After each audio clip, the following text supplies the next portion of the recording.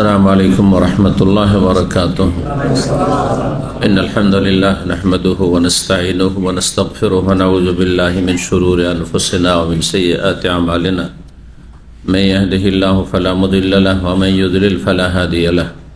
وأشهد أن لا إله إلا الله وحده لا شريك له وأشهد أن محمدا عبده ورسوله صلى الله تعالى عليه وعلى آله وصحبه وسلم تسليما كثيرا.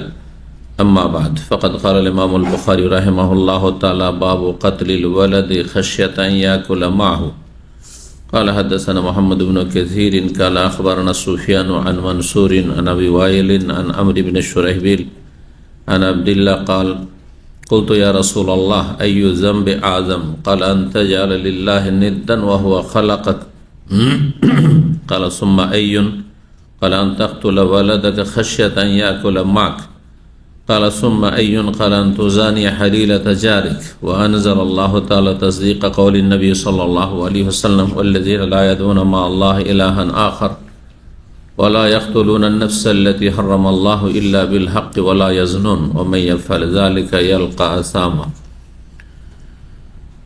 সম্মানিত ভাতৃমণ্ডলী, আল্লাহ রাব্বুল আলামিনের প্রশংসা এবং প্রিয় নবী সাল্লাল্লাহু আলাইহি সাল্লামের উপর সালাত ও সালামের পর আজ জুমাবার 6 রজব 1447 হিজরি মোতাবেক 26 ডিসেম্বর 2025 আমাদের ধারাবাহিক আলোচনা সহিহুল বুখারীর কিতাবুল আদাব শিষ্টাচার বা আচার ব্যবহার পর্ব নম্বর 6। ইমাম বুখারী রাহিমাহুল্লাহর এই আচার আচরণ পর্বের অধ্যায় নম্বর 20। এই অধ্যায় বলছেন ইমাম বুখারী রাহিমাহুল্লাহ যে কেউ যদি নিজের ছেলে মেয়েকে হত্যা করে দারিদ্রের ভয়ে, তো তার গুনাহ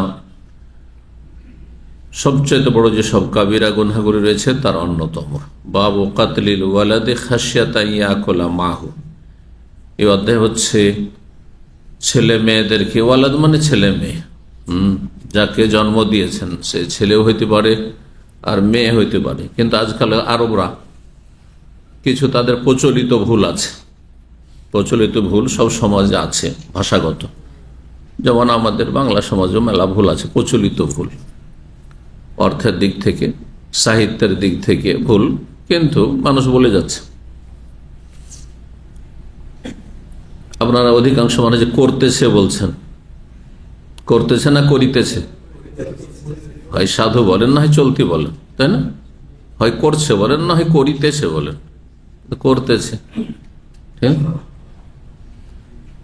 তো ওই রকমই আরবদেরও আরবি ভাষাতে মেলা প্রচলিত ভুল আছে। এমন ভাবে হয়েছে ব্যবহার যে ভুলটাই সহি হয়ে গেছে, ভুলটা এখন সহি হয়ে গেছে। কাম ওয়ালাদিন, দেখ জিজ্ঞাসা করছে আপনাকে কোন আরবি, আমি ভাবছি ওয়ালাদ মানে ছেলে সন্তান, তাই না? অথচ ওয়ালাদ মানে ছেলে মেয়ে। তো ওয়ালাদ মানে যদি ছেলে সন্তান হয়, ইবনুন মানে কি? হ্যাঁ, ইবনুন মানে, আর বিনতুন মানে মেয়ে। তাহলে ইবনুন আর ওয়ালাদনের পার্থক্য নেই, বুঝছেন না? বুঝছেন না? ওয়ালাদ ছেলে মেয়ে উভয়কে শামিল। ওয়ালেদ মানে জনক, বাপ মা, আর ওয়ালাদ মানে জাতক, যাকে জন্ম দিয়েছে। ছেলে হইতে পারে, মেয়ে হইতে পারে।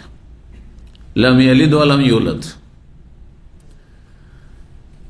আর ইবনুন মানে ছেলে সন্তান, আর বিনতুন মানে মেয়ে সন্তান, কন্যা সন্তান, ঠিক না? জি হ্যাঁ। যেমন আর একটু উদাহরণ দিই, ইনসানুন আর রাজুলুন। ইনসানুন মানে কি? মানুষ। আর রাজুলুন মানে পুরুষ মানুষ। তাই ইনসানুন পুরুষ মানুষকে বলা হয়, তাতে রাজুলুনও শামিল আছে আর ইমরাতুনও শামিল আছে, তাই না? জি ঠিক ওই রকম ওয়ালাদুনে সন্তান সন্ততি উভয়টাই শামিল রয়েছে।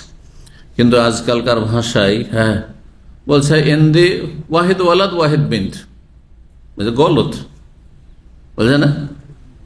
বলছে না আমার এক ওয়ালাদ আছে আর এক বিন্ত আছে, কথাটা বল না? ওকে বলা উচিত যে এন্দি ওয়াহিদ ইবন, যদিও ভাষাটি এভাবে আরবি, শুদ্ধ আরবি নয়, এটা ভাঙা আরবি বলছে, আপনাদের বোঝানোর জন্য বলছে। ইন্দি ইবনুন ওয়াহিদুন ওয়া বিনতুন ওয়াহিদা, এটা শুদ্ধ আরবি। আর এতে ওয়াহেদ ওয়াহেদ ইবেন ওয়াহেদ, হ্যাঁ বিন্ত, এটা ভাষাগত গ্রামারগত ভুল। তো যাই হোক, ওয়ালাদ মানে বাবু কাতলিল ওয়ালাদে, এ অধ্যায় হচ্ছে ছেলে মেয়েকে, ওয়ালাদ মানে সন্তান সন্ততিকে, শুধু হ্যাঁ ছেলে সন্তান নয়। আরবদের মধ্যে জাহিলি যুগে যারা হত্যা করত, তারা ছেলে সন্তানকে হত্যা করত না মেয়ে সন্তানকে হত্যা করত? এটা সাধারণত, কিন্তু অনেকে ছিল এমন যে ছেলে সন্তানকে হত্যা করত। যেমন আজকালকার জামানায় হত্যার রূপটা বদলে গেছে, কিন্তু হত্যা আছে, ছেলে মেয়েকে হত্যা করা আছে, অ্যাবর্শন, গর্ভপাত করা নাই? এত বেশি গর্ভপাত হচ্ছে চায়নাতে, এত বেশি গর্ভপাত হচ্ছে চায়নাতে, বুঝতে পারছেন, যে সেই দেশে এখন হ্যাঁ নারীর সংখ্যা একেবারে কমে এসছে। 10-20 বছর পরে বিয়ে করার জন্য মেয়ে খুঁজে পাবে না। কঠোর আইন তৈরি করতে হয়েছে সরকারকে। ভারত, বাংলাদেশ, পাকিস্তানে মাতৃগর্ভে যখন বাচ্চা থাকে তখন ছেলে আছে না মেয়ে আছে বলে ডাক্তার? আপনার বাংলাদেশের কথা বলেন। আইন হচ্ছে যে বলা চলবে না, দণ্ডনীয়, তাই না? আমি যেটা জানি সেটা হচ্ছে এটা দণ্ডনীয়, বলা নিষেধ। কেন নিষেধ করেছে সরকার?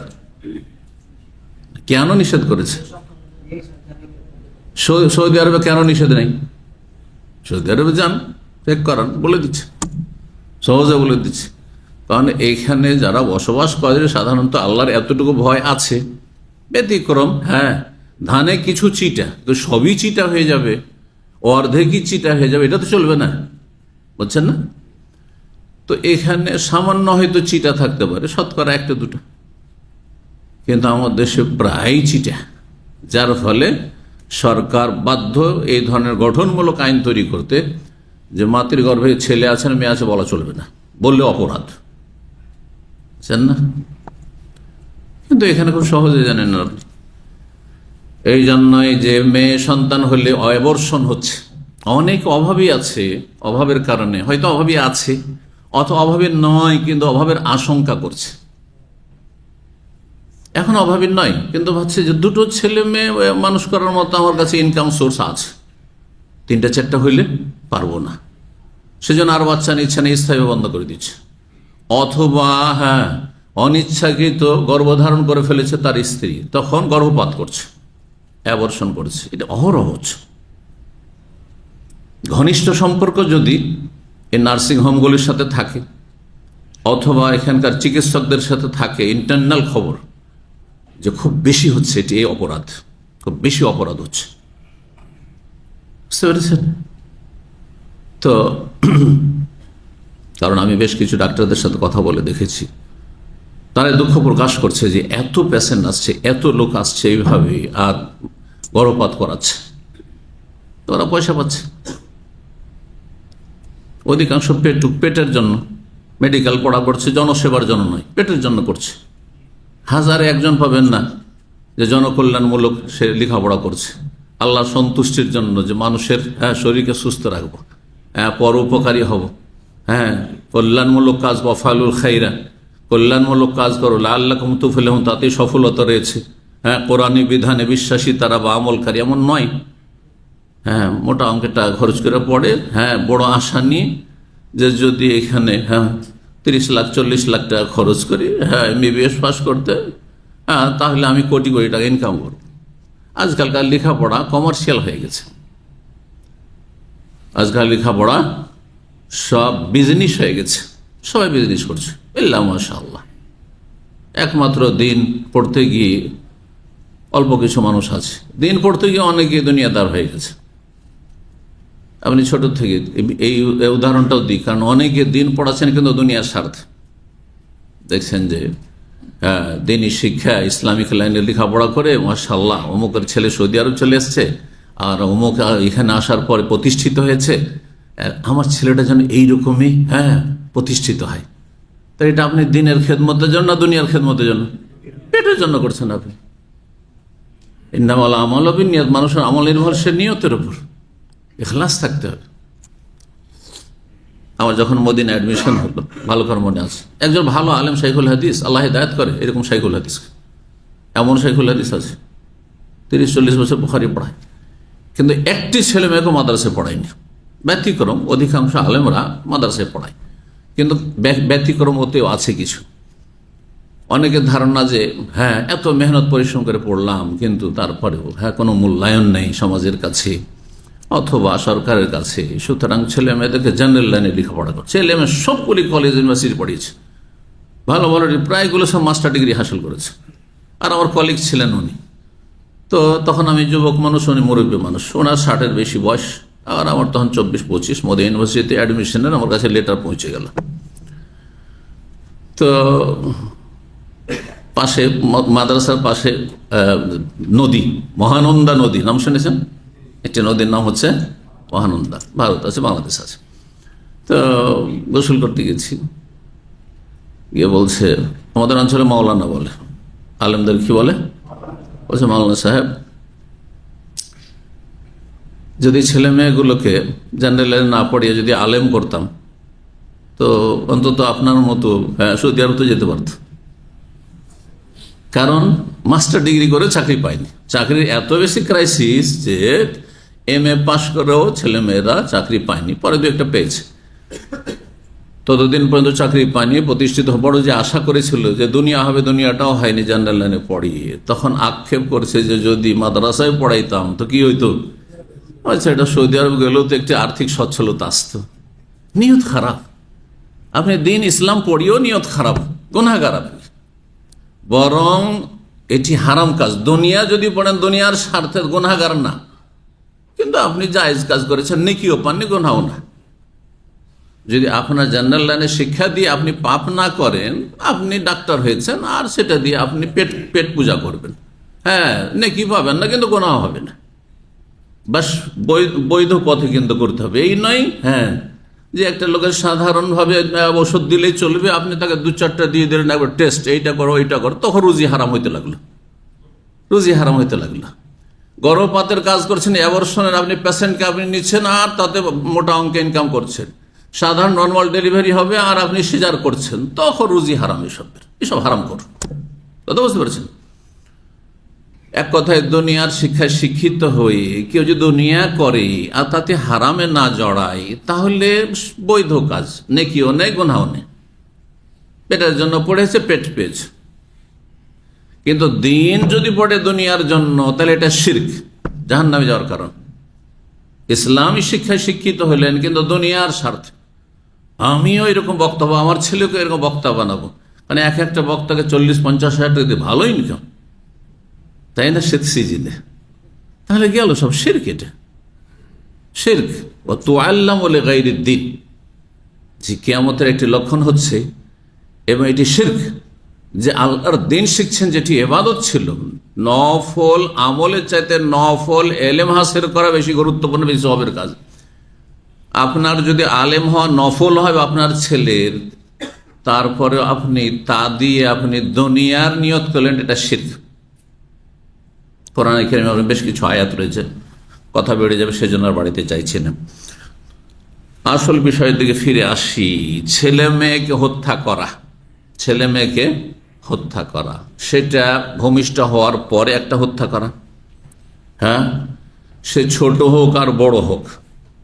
একজন 50-60 বছরের মানুষ বা 30 বছরের মানুষকে, একজন যুবককে, একজন বৃদ্ধকে হত্যা করা, খুন করা যেমন কাবিরা গুনাহ, মারাত্মক কাবিরা গুনাহ, শিরকের পরে সবচেয়ে বড় কাবিরা গুনাহ, তেমনি পেটে 120 দিন হয়ে গেছে আর রূহ আত্মা সঞ্চার করে দেওয়া হয়েছে, রূহ ফুঁকে দেওয়া হয়েছে। 120 দিনে কি হয়?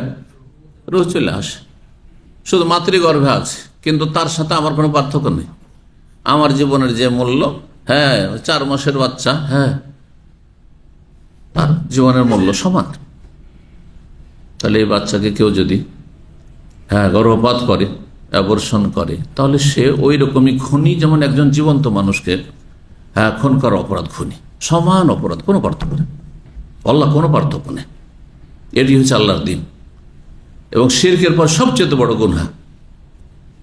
এতে যারা জড়িত, মা বাবা জড়িত, পরিবারের সদস্যরা কেউ জড়িত, হ্যাঁ ডাক্তার জড়িত, নার্স জড়িত, নার্সিংহোমের মালিকরা জড়িত, সবাই খুনি। এরা সবাই খুনি, ভালো করবো না। তখনকার যুগে মাতৃগর্ভে হত্যা করতে পারতো না, মারতে পারতো, আবর্ষণ করতে পারতো না 1400 বছর আগে জাহিলি যুগে মক্কার কাফেররা। সেই জন্য এক শ্রেণীর সব কাফের কিন্তু নয়।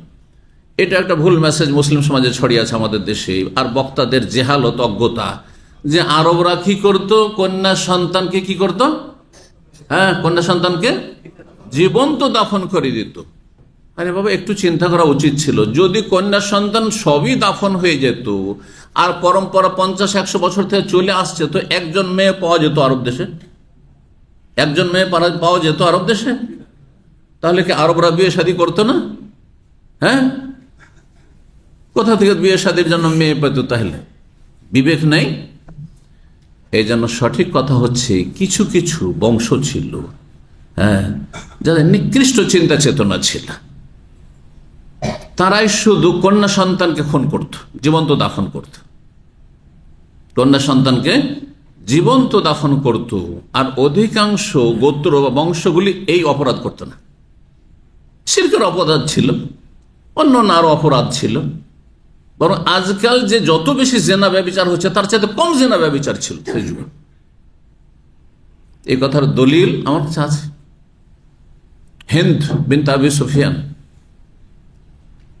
না হিন্দ বিনতে হারবিন উমাইয়া, আবু সুফিয়ানের স্ত্রী, তাই না? আবু সুফিয়ানের স্ত্রী হিন্দ, মুআবিয়া রাদিয়াল্লাহু তাআলা আনহু সাহাবীর খলিফার মা, এক যুগে ইসলামের কট্টর দুশমন ছিল।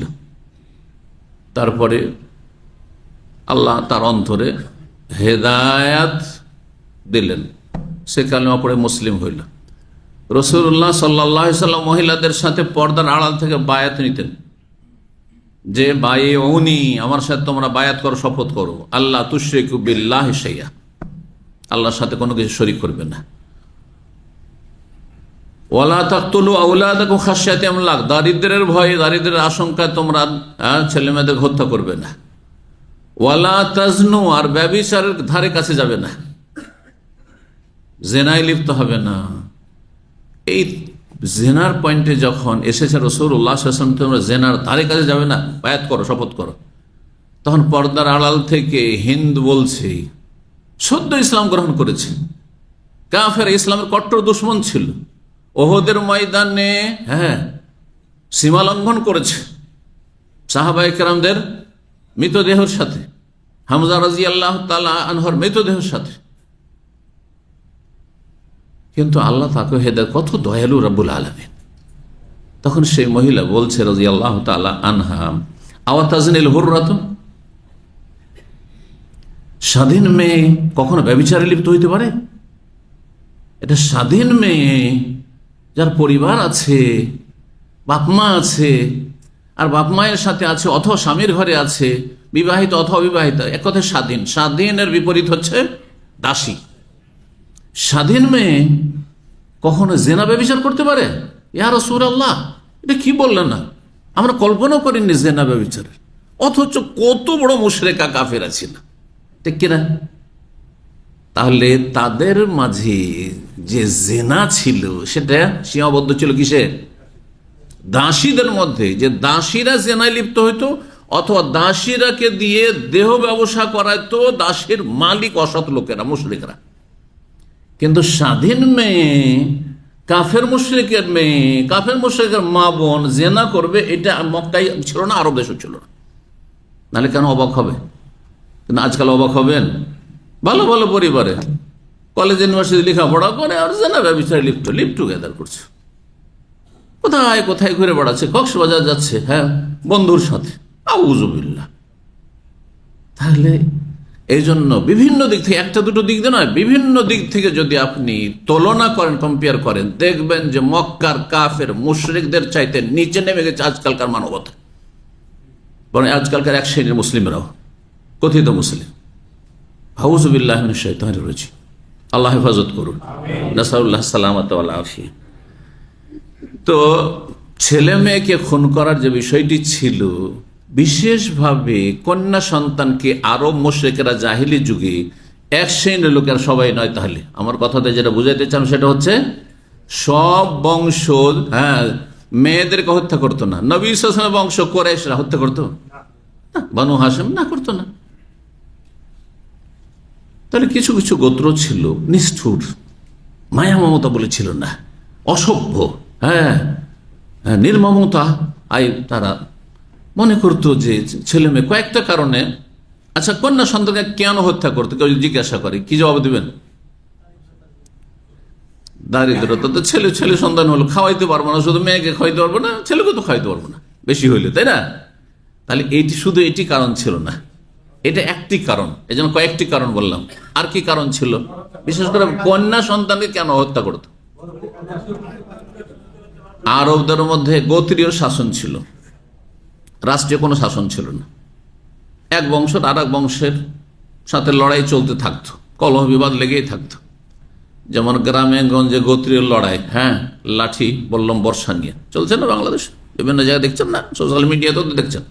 আর আমরা ছোটকাল নিজের চোখের সামনে দেখেছি। আমার বয়স যখন 10 বছর, ইন্নালিল্লাহ চোখের সামনে আপন চাচাতো ভাইদের সাথে সামান্য জমি জায়গা নিয়ে শুধু আইল নিয়ে মারামারি করতে গিয়ে একবারে এমন করে কোপ দিল যে সাথে সাথে খুন হয়ে গেল আপন চাচাতো। 5 বছর জেল খেটে আসলো। আর তারপরে যাকে খুন করেছে তার ছেলেদের সাথে একবার আবার খাতির, 10 বছর পর আমাদের চোখের সামনে দেখা। এত খাতির, মনে হচ্ছে যে কিছুই হয়নি, চোখের সামনে দেখা গেল। সুবহানাল্লাহ, জীবনের প্রথম একটি খুন আমি দেখি চোখের সামনে। দাঁড়িয়ে আছি, তামাশা দেখছি, ঝগড়া চলছে, তর্ক চলছে, করতে করতে অস্ত্র নিয়ে বেরিয়ে গেল, এদিক থেকে লাঠি, ওই দিক থেকে অস্ত্র হাতিয়ার নিয়ে তারপরে খুন করে দিল মারামারিতে চোখের সামনে। আল্লাহ হেফাজত করুন। তো গোত্রীয় শাসন ছিল আরবদের মধ্যে, বলছিলাম গোত্রীয় শাসনের ক্ষেত্রে সবসময় লড়াই, লাঠি রাখতে হতো সাথে। জনবল কতটুকু আছে, লাঠিয়াল বাহিনী আছে কিনা নিজের বংশের লোকে লাঠিয়াল লাগবে। আর মেয়েরা তো লাঠি ধরতে পারবে না, আজকাল তো মেয়েরাও লাঠি ধরছে। এই ক্ষেত্রে এগিয়ে আছে আজকালকার মহিলারা মারামারি করছে। মহিলারা লাঠি ধরিয়ে দিচ্ছে, অস্ত্র ধরিয়ে দিচ্ছে, মারো, স্বামীকে ধরিয়ে দিচ্ছে, ভাই বোনকে ধরিয়ে, ভাইকে ধরিয়ে দিচ্ছে, আত্মীয় স্বজনকে ধরিয়ে দিচ্ছে। ওরা মাঠে লড়াই করছে, আউযুবিল্লাহ। আরো মুশরিকরা মনে করতো মেয়েরা তো লড়াই করতে পারবে, এদেরকে রেখে লাভটা কি? ইনকামও করে দিতে পারবে না। আজকাল মহিলারা বেশি ইনকাম করছে, মহিলা চাকরির ক্ষেত্রে এত বেশি আগ্রহী যে এত পুরুষরাও আগ্রহী না।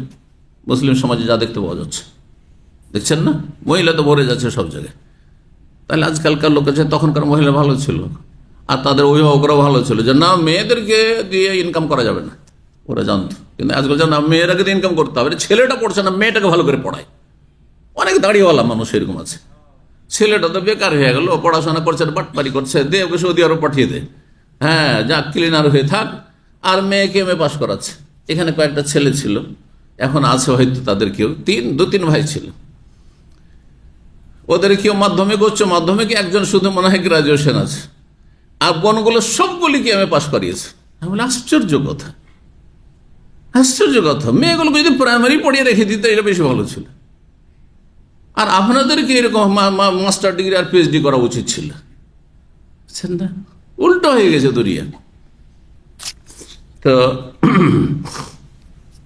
কি বলছিলাম, যে গোত্রীয় শাসনের কারণে তারা জানতো যে এই মেয়েদের কোনো কাজ হবে না, এই লড়াই করতে পারবে, না ইনকাম করিয়ে দিতে পারবে, আর এমনি এমনি খাওয়িয়ে দাও, 15 বছর খাওয়িয়ে দেয়, তখন তো তাড়াতাড়ি বিয়ে হতো, 15 বছর খাওয়িয়ে দেয়, পরের ঘরে দিয়ে দিতে হবে। সেই জন্য তারা কন্যা সন্তানকে ভূমিষ্ঠ হওয়ার পরে তখন জীবন্ত দাফন করে, ওয়াইজাল মাউদাতু সুইলাত বিআইযা মিন কুতিলাত, হাসর মাঠে সে সমস্ত জীবন্ত দাফনকৃত মেয়েগুলোকে আল্লাহ হাজির করবেন, আর বাবার সামনে, মায়ের সামনে, অভিভাবকের সামনে হাজির করে আল্লাহ জিজ্ঞেস করবেন, বিআইযা মিন কুতিলাত, কি অপরাধ করেছিলে তুমি যে তোমাকে তোমার বাবা হত্যা করেছিল, তোমার বাবা তোমাকে দাফন করেছিল জীবন্ত? জি। আর সে মেয়ের সামনে তার বাবাকে জাহান্নামে নিক্ষেপ করা হবে, নিকৃষ্ট বাপকে। যারা এই অবর্ষণ করছেন তারাও শুনে রাখেন ভালো করে, গর্ভপাত করছেন যে বাচ্চা আর নেব না, কিন্তু বাচ্চা ধরে গেছে, সুতরাং গর্ভপাত, জাহান্নামে নিক্ষেপ করা হবে সেই বাচ্চার সামনে আপনাকে। আল্লাহকে ভয় করুন। জি, কেউ কারো রুজি খায় না, আমার ছেলে মেয়ে আমার রুজি খায় না, আমার ইনকাম করা খায় না, রব তার ভাগে রেখেছেন। কিন্তু আপনার ওসিলাতে আল্লাহ রেখে দিয়েছেন, যেমন আপনাকেও কারো ওসিলাতে আল্লাহ এই এতটুকু বড় করেছেন, আপনিও কারো ওসিলাতে এখানে পৌঁছেছেন, এতদূর পৌঁছেছেন। আরেকটি মূর্খামি ছিল আরব জাহিলি যুগে, যারা কন্যা সন্তান হত্যা করত তাদের মাঝে, সেটা হচ্ছে যে নিজের মেয়ে মানুষকে পরের ঘরে দেবো, এটা আইবের কথা, বুঝছেন তো? এটা হচ্ছে কিসের কথা? লজ্জাকর বিষয়। কেমন করে সমাজে মুখ দেখাবো যে আমার মেয়েকে অমুক নিয়ে আছে, বুঝতে পারছেন না? যার ফলে মেয়ে সন্তান রাখতে চাইতেন না। এই কয়েকটা কারণ ছিল কন্যা সন্তানকে জীবন্ত দাফন করার আরব কাফেরদের এক শ্রেণী, সবার না।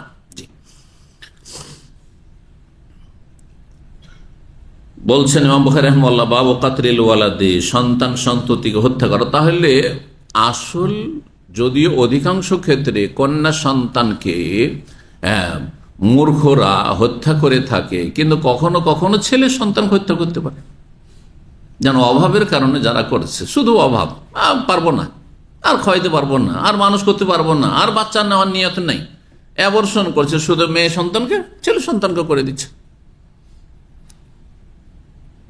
অথবা রেল লাইন বা কোথাও মাঠে ঘাটে ফেলে দিয়ে চলে যাচ্ছে, পাওয়া যাচ্ছে না এরকম বাচ্চা, মানুষ করতে পারবে না, খাওয়াইতে পারছে না, ফেলে দিয়ে চলে যাচ্ছে, কেউ উঠিয়ে নিয়ে চলে যাবে, মারতে একটু মায়া লাগছে, যা ফেলে দিন।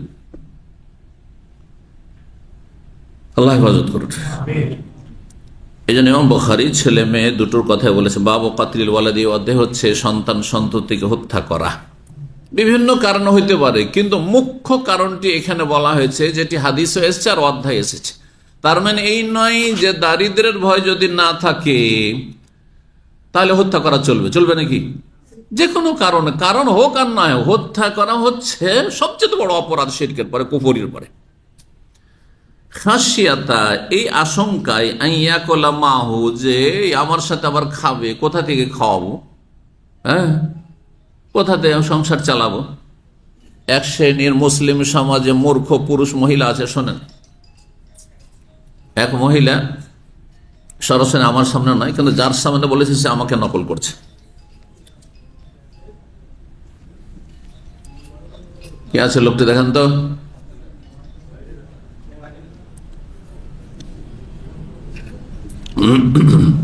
এরকম ডিস্টার্ব করে টেলিফোন দিয়ে, আল্লাহ হিদায়াত করুক। যার টেলিফোন বাজো করে বাইরে চলে যাবো, এই দার্সে বসার অধিকার রাখেন না, এখানে আমার আলোচনায় বসার অধিকার রাখে না যার টেলিফোন বাজে, আসবেন না। আমাদের এত সংখ্যা দরকার নেই, জি। গ্যাদারিং আমরা পছন্দ করি না এত বেশি, জি। আমরা খাঁটি কিছু লোক চাই, জি।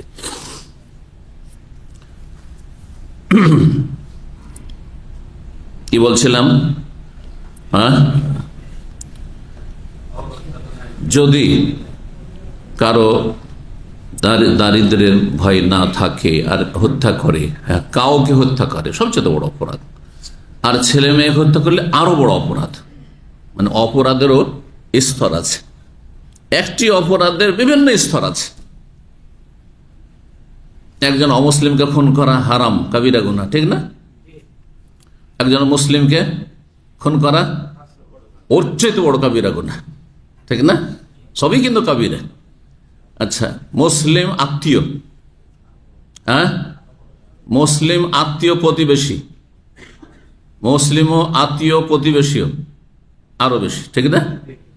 বাপ মাকে খুন করা, ছেলে মেয়েকে খুন করা আরো বেশি। তাহলে একটি কাবিরা গুনাহতে কতগুলি স্তর হয়ে গেল, কতগুলি স্তর হয়ে গেল। 6001 নম্বর হাদিস। হাদিস বর্ণনা করছেন আব্দুল্লাহ বিন মাসউদ রাদিয়াল্লাহু তাআলা আনহু। তিনি বলেন, কুলতু ইয়া রাসূলুল্লাহ, আমি বললাম হে আল্লাহ, আইয়ু যামবি আযম, কোন পাপ সবচেয়ে বড়, কোন পাপ, কোন গুনাহ সবচেয়ে বড়? কালা, নবী সাল্লাল্লাহু আলাইহি ওয়াসাল্লাম বললেন, আনতাজআলা লিল্লাহি নিদ্দান ওয়া হুয়া খালাকাকা, তুমি আল্লাহর শরীক স্থাপন করবে অথচ তিনি তোমাকে সৃষ্টি করলেন। আল্লাহ সবকিছু দিলেন, হায়াত দিলেন, আল্লাহ রাব্বুল রিজিক দিলেন, আল্লাহ সুস্থতা দিলেন, আল্লাহ সব কিছু দিয়ে প্রতিপালন করলেন। রব্বুল আলামিন, তিনি প্রতিপালক, সমস্ত কিছু আল্লাহ, সমস্ত নিয়ামত তোমার। হ্যাঁ, তোমার মাথাতে পাপ যা আছে, তোমার চারপাশে যা আছে, তুমি যা কিছু ভোগ করছো, হাওয়া বাতাস যাই হোক না কেন, সবকিছু আল্লাহ দিলেন, আল্লাহ সৃষ্টি করলেন। আর আল্লাহর ইবাদত বন্দেগীর তিনি নির্দেশও দিলেন, আল্লাহ তা'বুদু ইল্লাহি, আল্লাহ ছাড়া কারো ইবাদত করবে না। আর আল্লাহর সাথে শরীক স্থাপন করে ফেললেন। তোমাকে সৃষ্টি করলেন আল্লাহ, হ্যাঁ, তোমার ছেলে মেয়েগুলো আল্লাহ দান করলেন, তোমাকে রুজি দিলেন আল্লাহ। আর হ্যাঁ, মাজারে গিয়ে ঘুরে আসলে বললে যে এটা বাবার দান, এই ছেলে মেয়েটি আমার বাবার দান। হ্যাঁ, এবার আমার রুজিতে বরকত হয়েছে, বাবার সুদৃষ্টি পড়েছে। আউযুবিল্লাহ। মাজারে চাদর চড়িয়ে এসছে একজন আমবাগানের মালিক আমাদের ডিস্ট্রিক্টের, সে তার বিআই বেরেলবি, হ্যাঁ, সঙ্গদোষে লোহা ভাসে, তার সাথে চলে গেছে হ্যাঁ আজমিরে, হ্যাঁ, চিশতির দরবারে গিয়েছে, মৃত ব্যক্তির দরবারে গিয়েছে। আর যাওয়ার পরে চাদর চড়িয়ে এসছে, বিআইয়ের দেখা দেখি, জাহিল মূর্খদের ধর্মকর্ম এরকমই, দেখা দেখি ধর্ম, যখন ওরাও করছে আমিও করি। আর তারপর আল্লাহ তাকে পরীক্ষা ফেলে দিচ্ছে। ওইবার ফিরে আসার পরে আম বাগানে আরো বেশি ফলন হয়েছে। এটা আল্লাহ করেন, নুয়াল্লিহ মা তাওয়াল্লা, এটি হচ্ছে আল্লাহ নীতিমালা। আপনি যেদিকে যাবেন, হ্যাঁ, সেদিকে আল্লাহ ঠেলে দেবেন। আপনি চেষ্টা করেন নেক পথে থাকার, আল্লাহ আপনাকে নেক পথে চলার তৌফিক দেবেন। একটু পাপ করেন, ধাক্কা লেগে যাবে, ক্ষতি হয়ে যাবে। হ্যাঁ, তার মানে আল্লাহ আপনাকে ভালোবাসছেন, আপনি চেষ্টা করেছেন নেকির পথে। এটা আমাদের জীবনে আমরা পরীক্ষা করে দেখেছি। সামান্য একটু ভুল হলে পরে টের পাই যে একটু ক্ষতি হয়ে গেল। কেন হইলো? তখন আত্মপর্যালোচনা করি আমরা, যে না, আমার ভুল আছে বা কোনো ঘাটতি আছে, যেটা আমাকে ত্রুটি মানে সংশোধন করতে হবে। যারা পাপের পথে চলে, শিরকের পথে, কুফরের পথে, বিভিন্ন পাপের পথে, তখন সেই পথগুলি সহজ করে দেয়। যারা নারী ব্যবসা করছে, আমরা খবর রাখি না যে কোথায়, হ্যাঁ, খাদ্দামা পালিয়ে চলে আসে, আর তারপরে ঘরে উঠাইতে হয়, হ্যাঁ, আর উঠাচ্ছে এক শ্রেণীর লোকের, খবর রাখে না কোন মহল্লাতে থাকে, কোথায়, তার খবর রাখে না। ওদের সব খবর আছে। নতুন এসছে ভিসাতে, নতুন ভিসা, এমন এমন আসামের আমি অনুবাদ করেছি যে নতুন ভিসাতে এসেছে মাত্র, আর আসার পরে খোঁজ হদিস পেয়ে গেছে যে অমুক জায়গা আছে, আর তারপর সেখানে যাতায়াত শুরু করেছে। অথবা একটা কাজের মেয়েকে রাস্তায় কোথাও ফুটপাতে উঠিয়ে নিয়ে ঘরে উঠিয়ে নিয়ে চলে গেছে, আর তারপরে তখন হ্যাঁ সেও ভোগ করছে, জেনা করছে, আর তারপরে এই জেনার ব্যবসা করাচ্ছে। আউযুবিল্লাহ। ধরা খেয়েছে, জেলে গিয়ে সেখানে তখন কোর্টে সাক্ষাৎ, অথবা জেলখানাতে, সেখানে দেখছি যে পৌঁছে গেছে। এরকম নিকৃষ্ট লোকেরা নিকৃষ্ট জায়গায় খুঁজে পায়। ভালো মানুষরা ওসব জায়গার খবর রাখে না। আল্লাহ হেফাজত করুন। হালাল রুজি স্থায়ী, পাক জীবন যাপন স্থায়ী, তাতে বরকত রয়েছে। আর হারামে রাতারাতি হয়তো মনে হবে যে আমি অনেক কিছু হয়ে গেলাম, কিন্তু আল্লাহ সর্বনাশ করে দেবেন। সাবধান, আল্লাহকে ভয় করুন, নিজের পরিণাম সম্পর্কে চিন্তা করুন। আল্লাহর ভয় যদি কমও থাকে, তো নিজের পরিণামটা তো কমপক্ষে চিন্তা করো, যে আল্লাহ যখন ধরে নেবেন তখন ছাড়বেন না। কিন্তু হাত্তা ইযা আখাযাহু লাম ইউফলিতহু, নবী সাল্লাল্লাহু আলাইহি ওয়াসাল্লাম বলছেন, আল্লাহ ধরেন না, যখন ধরে নেবেন আর ছাড়বেন না, কিন্তু তখন আর কোনো ছাড় নেই। রব্বুল আলামিন ইরশাদ, ইন্না বাতশা রাব্বিকা লাশাদীদ, নিশ্চয় তোমার রবের পাকড়াও বড়ই শক্ত। কিন্তু জি, তো আল্লাহ রাব্বুল আলামিন সৃষ্টি করলেন, আর আল্লাহকে বাদ দিয়ে অন্যের সাথে আল্লাহর নিয়ামতকে সম্পৃক্ত করতে লাগলো। হ্যাঁ, রুজিতে বরকত হলো, ওই মাজারে গিয়ে পেয়েছি। হ্যাঁ, আল্লাহ হেফাজত, প্লেন দুর্ঘটনা, আজকে থেকে 20-25 বছর আগে প্লেন দুর্ঘটনা সিলেট এয়ারপোর্টে হইলো, দিয়ে তখন সব মানুষগুলো বেঁচে গেল, আলহামদুলিল্লাহ। হ্যাঁ, আর মুশরিক গুলো, মুসলিম সমাজের মুশরিক গুলো এটাকে সম্পৃক্ত করে দিল বাবার সাথে। যে ভাগ্য ভালো যে শাহজালাল বাবার মাজার ছিল, না হলে সব শেষ হয়ে যেত। নাউযুবিল্লাহ, সবগুলি মুশরিক হয়ে গেল। আগে থেকে মুশরিকি আকীদা আছে, আর আরো বেশি তাদের মুশরিক হওয়াটা স্পষ্ট হয়ে গেল। পত্রিকার হেডলাইন এসেছিল যে বাবার মাজারের বরকতে, হ্যাঁ, এই প্লেনের দুর্ঘটনায় তারা রক্ষা পেয়েছে। নাউযুবিল্লাহ মিন যালিক। এর সাথে বড় শিরক আর কুফর কি আছে? আপনার মাঝে আর হিন্দুর মাঝে কি পার্থক্য রয়েছে? আপনি আল্লাহর নিয়ামতকে বাবার সাথে সম্পৃক্ত করেন, আর হিন্দু আল্লাহর নিয়ামতকে লক্ষ্মী দুর্গার সাথে মায়ের সাথে সম্পৃক্ত করে। পার্থক্যটা কোথায়? কোনো পার্থক্য নেই। এইরকম ইসলাম আর হিন্দু ধর্ম সমান সমান, এটা ইসলাম ইসলাম নয়। পীর মরিদের ইসলাম, মাজার পূজার ইসলাম ইসলাম নয়। ভালো করে শুনে রাখেন। হবের মুসলিম, ভালো করে মুসলিম হন, ইলম হাসিল করে কোরআন সুন্নাহ, আর তারপরে তৌহিদ সুন্নাহ প্রতিষ্ঠা করে শিরক বিদআত থেকে মুক্ত হয়ে, না হলে এই কথিত মুসলিম দিয়ে কোনো কাজ হবে না। এসব আগাছা, আল্লাহ আগাছা মুক্ত হওয়ার তৌফিক দান করে। সবচেয়ে বড় অপরাধ হচ্ছে আল্লাহর সাথে শরীক স্থাপন করা। আচ্ছা, শরীক স্থাপন করা সবচেয়ে অপরাধ। কেউ শরীক স্থাপন না করে যদি বলে যে নেই, আল্লাহই নেই, তাহলে সমান অপরাধ। শিরক আর নাস্তিকতা, সব ধর্মই সমান, আমি সবটাকে শ্রদ্ধা করি, সবগুলি সমান অপরাধ, সবগুলি কুফর। ইসলাম মেনে চললে চলা যায়, এক পা চলা যাবে না, সব কুফরি কথা, সমান সমান অপরাধ। শিরক কুফরি সমান অপরাধ। জি। কালা, তারপরে জিজ্ঞেস করলেন, সুম্মাইয়ুন, তারপরে কোন অপরাধ সবচেয়ে বড়? কালা আনতাকতুলা ওয়ালাদাকা, তোমার সন্তানকে যদি তুমি খুন করো, খাশিয়াতা আন ইয়াকুলা মাক, এই আশঙ্কায় যে তোমার সাথে সে খাবে দাবে আর কোথা থেকে সব খরচ চালাবে। একটি কথা বলতে গেছিলাম, অসম্পূর্ণ থেকে গেছিল কথা, ওই টেলিফোন আপনাদের এক লোকের আসা। এক মহিলা জেনারেল লাইনে খুব শিক্ষিতা, কোন একজন দিনদার মহিলার সামনে বলছে, শুধু এত বাচ্চা জন্মে দিলেই হবে? এত বাচ্চা শুধু জন্মে দিলে হবে? গরু ছাগলের মতো, মানুষ তো করতে হবে। কত মানুষ করেছেন আপনারা? কি মানুষ করেছেন? এসব তো পশু তৈরি করছেন অধিকাংশ। যাদের আল্লাহ আছে না, পরকাল আছে না, দিন আছে, কি আছে তাদের? এর নাম মানুষ করা? যে ব্যারিস্টার বানাইতে পারলেন, আর রাষ্ট্রনায়ক বানিয়ে দিলেন আপনি, আর আপনি তাকে আপনি দুনিয়ার শিক্ষা শিক্ষিত করে দিলেন, একটাকে আপনি পূর্বে পাঠিয়ে দিলেন, একটা পশ্চিমে পাঠিয়ে দিলেন, আর টাকা পয়সা হবে না, এটাই মানুষ করা? আউযুবিল্লাহ, আউযুবিল্লাহ।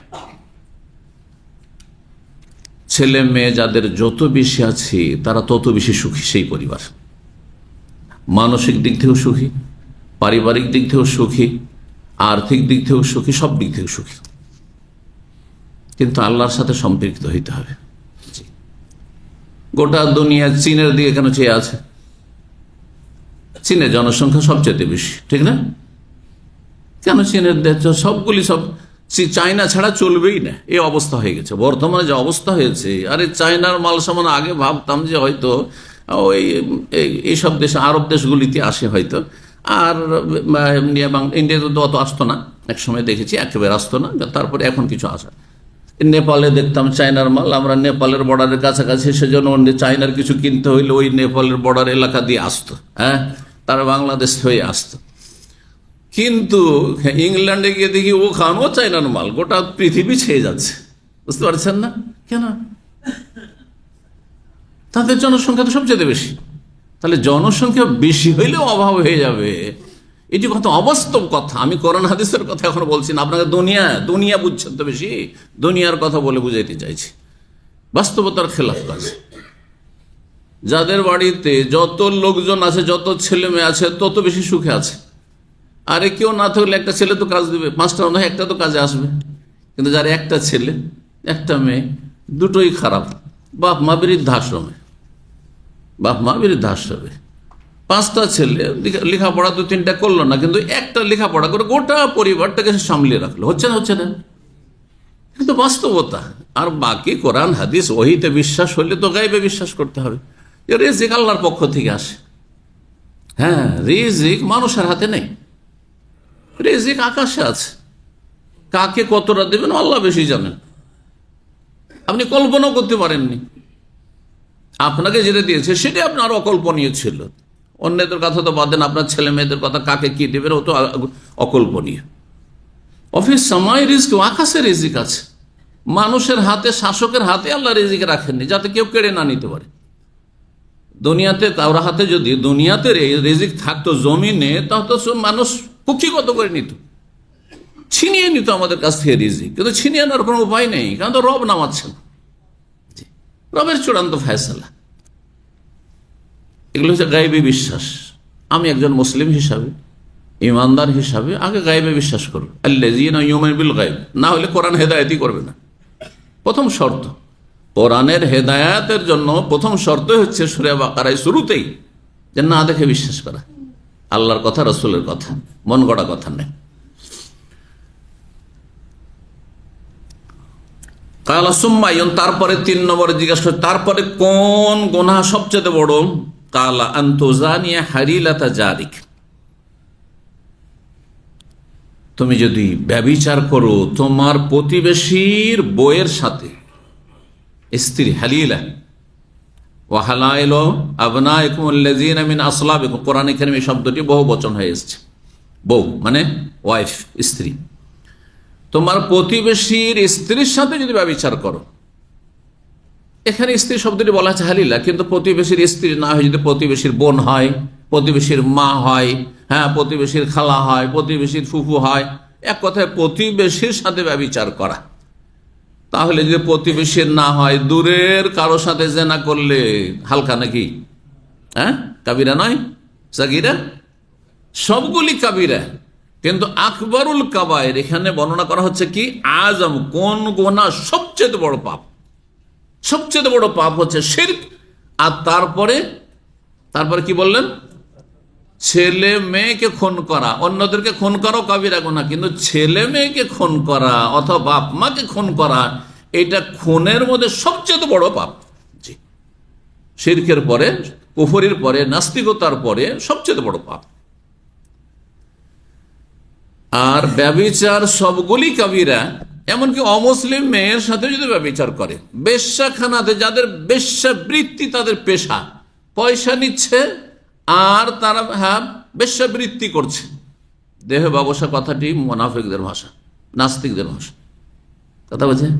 শারীরিক সম্পর্ক, ফিজিক্যাল রিলেশন, এগুলো নাস্তিকদের ভাষা, এগুলো মুসলিমদের শোভা পায় না। মুসলিমদের জন্য এই ভাষাগুলি ব্যবহার করা জায়েজ নয়।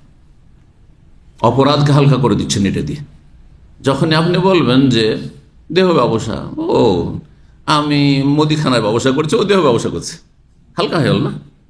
হ্যাঁ, যেমন শারীরিক সম্পর্ক, আচ্ছা শারীরিক সম্পর্ক, একটা হচ্ছে পারিবারিক সম্পর্ক, এটা শারীরিক সম্পর্ক নাকি?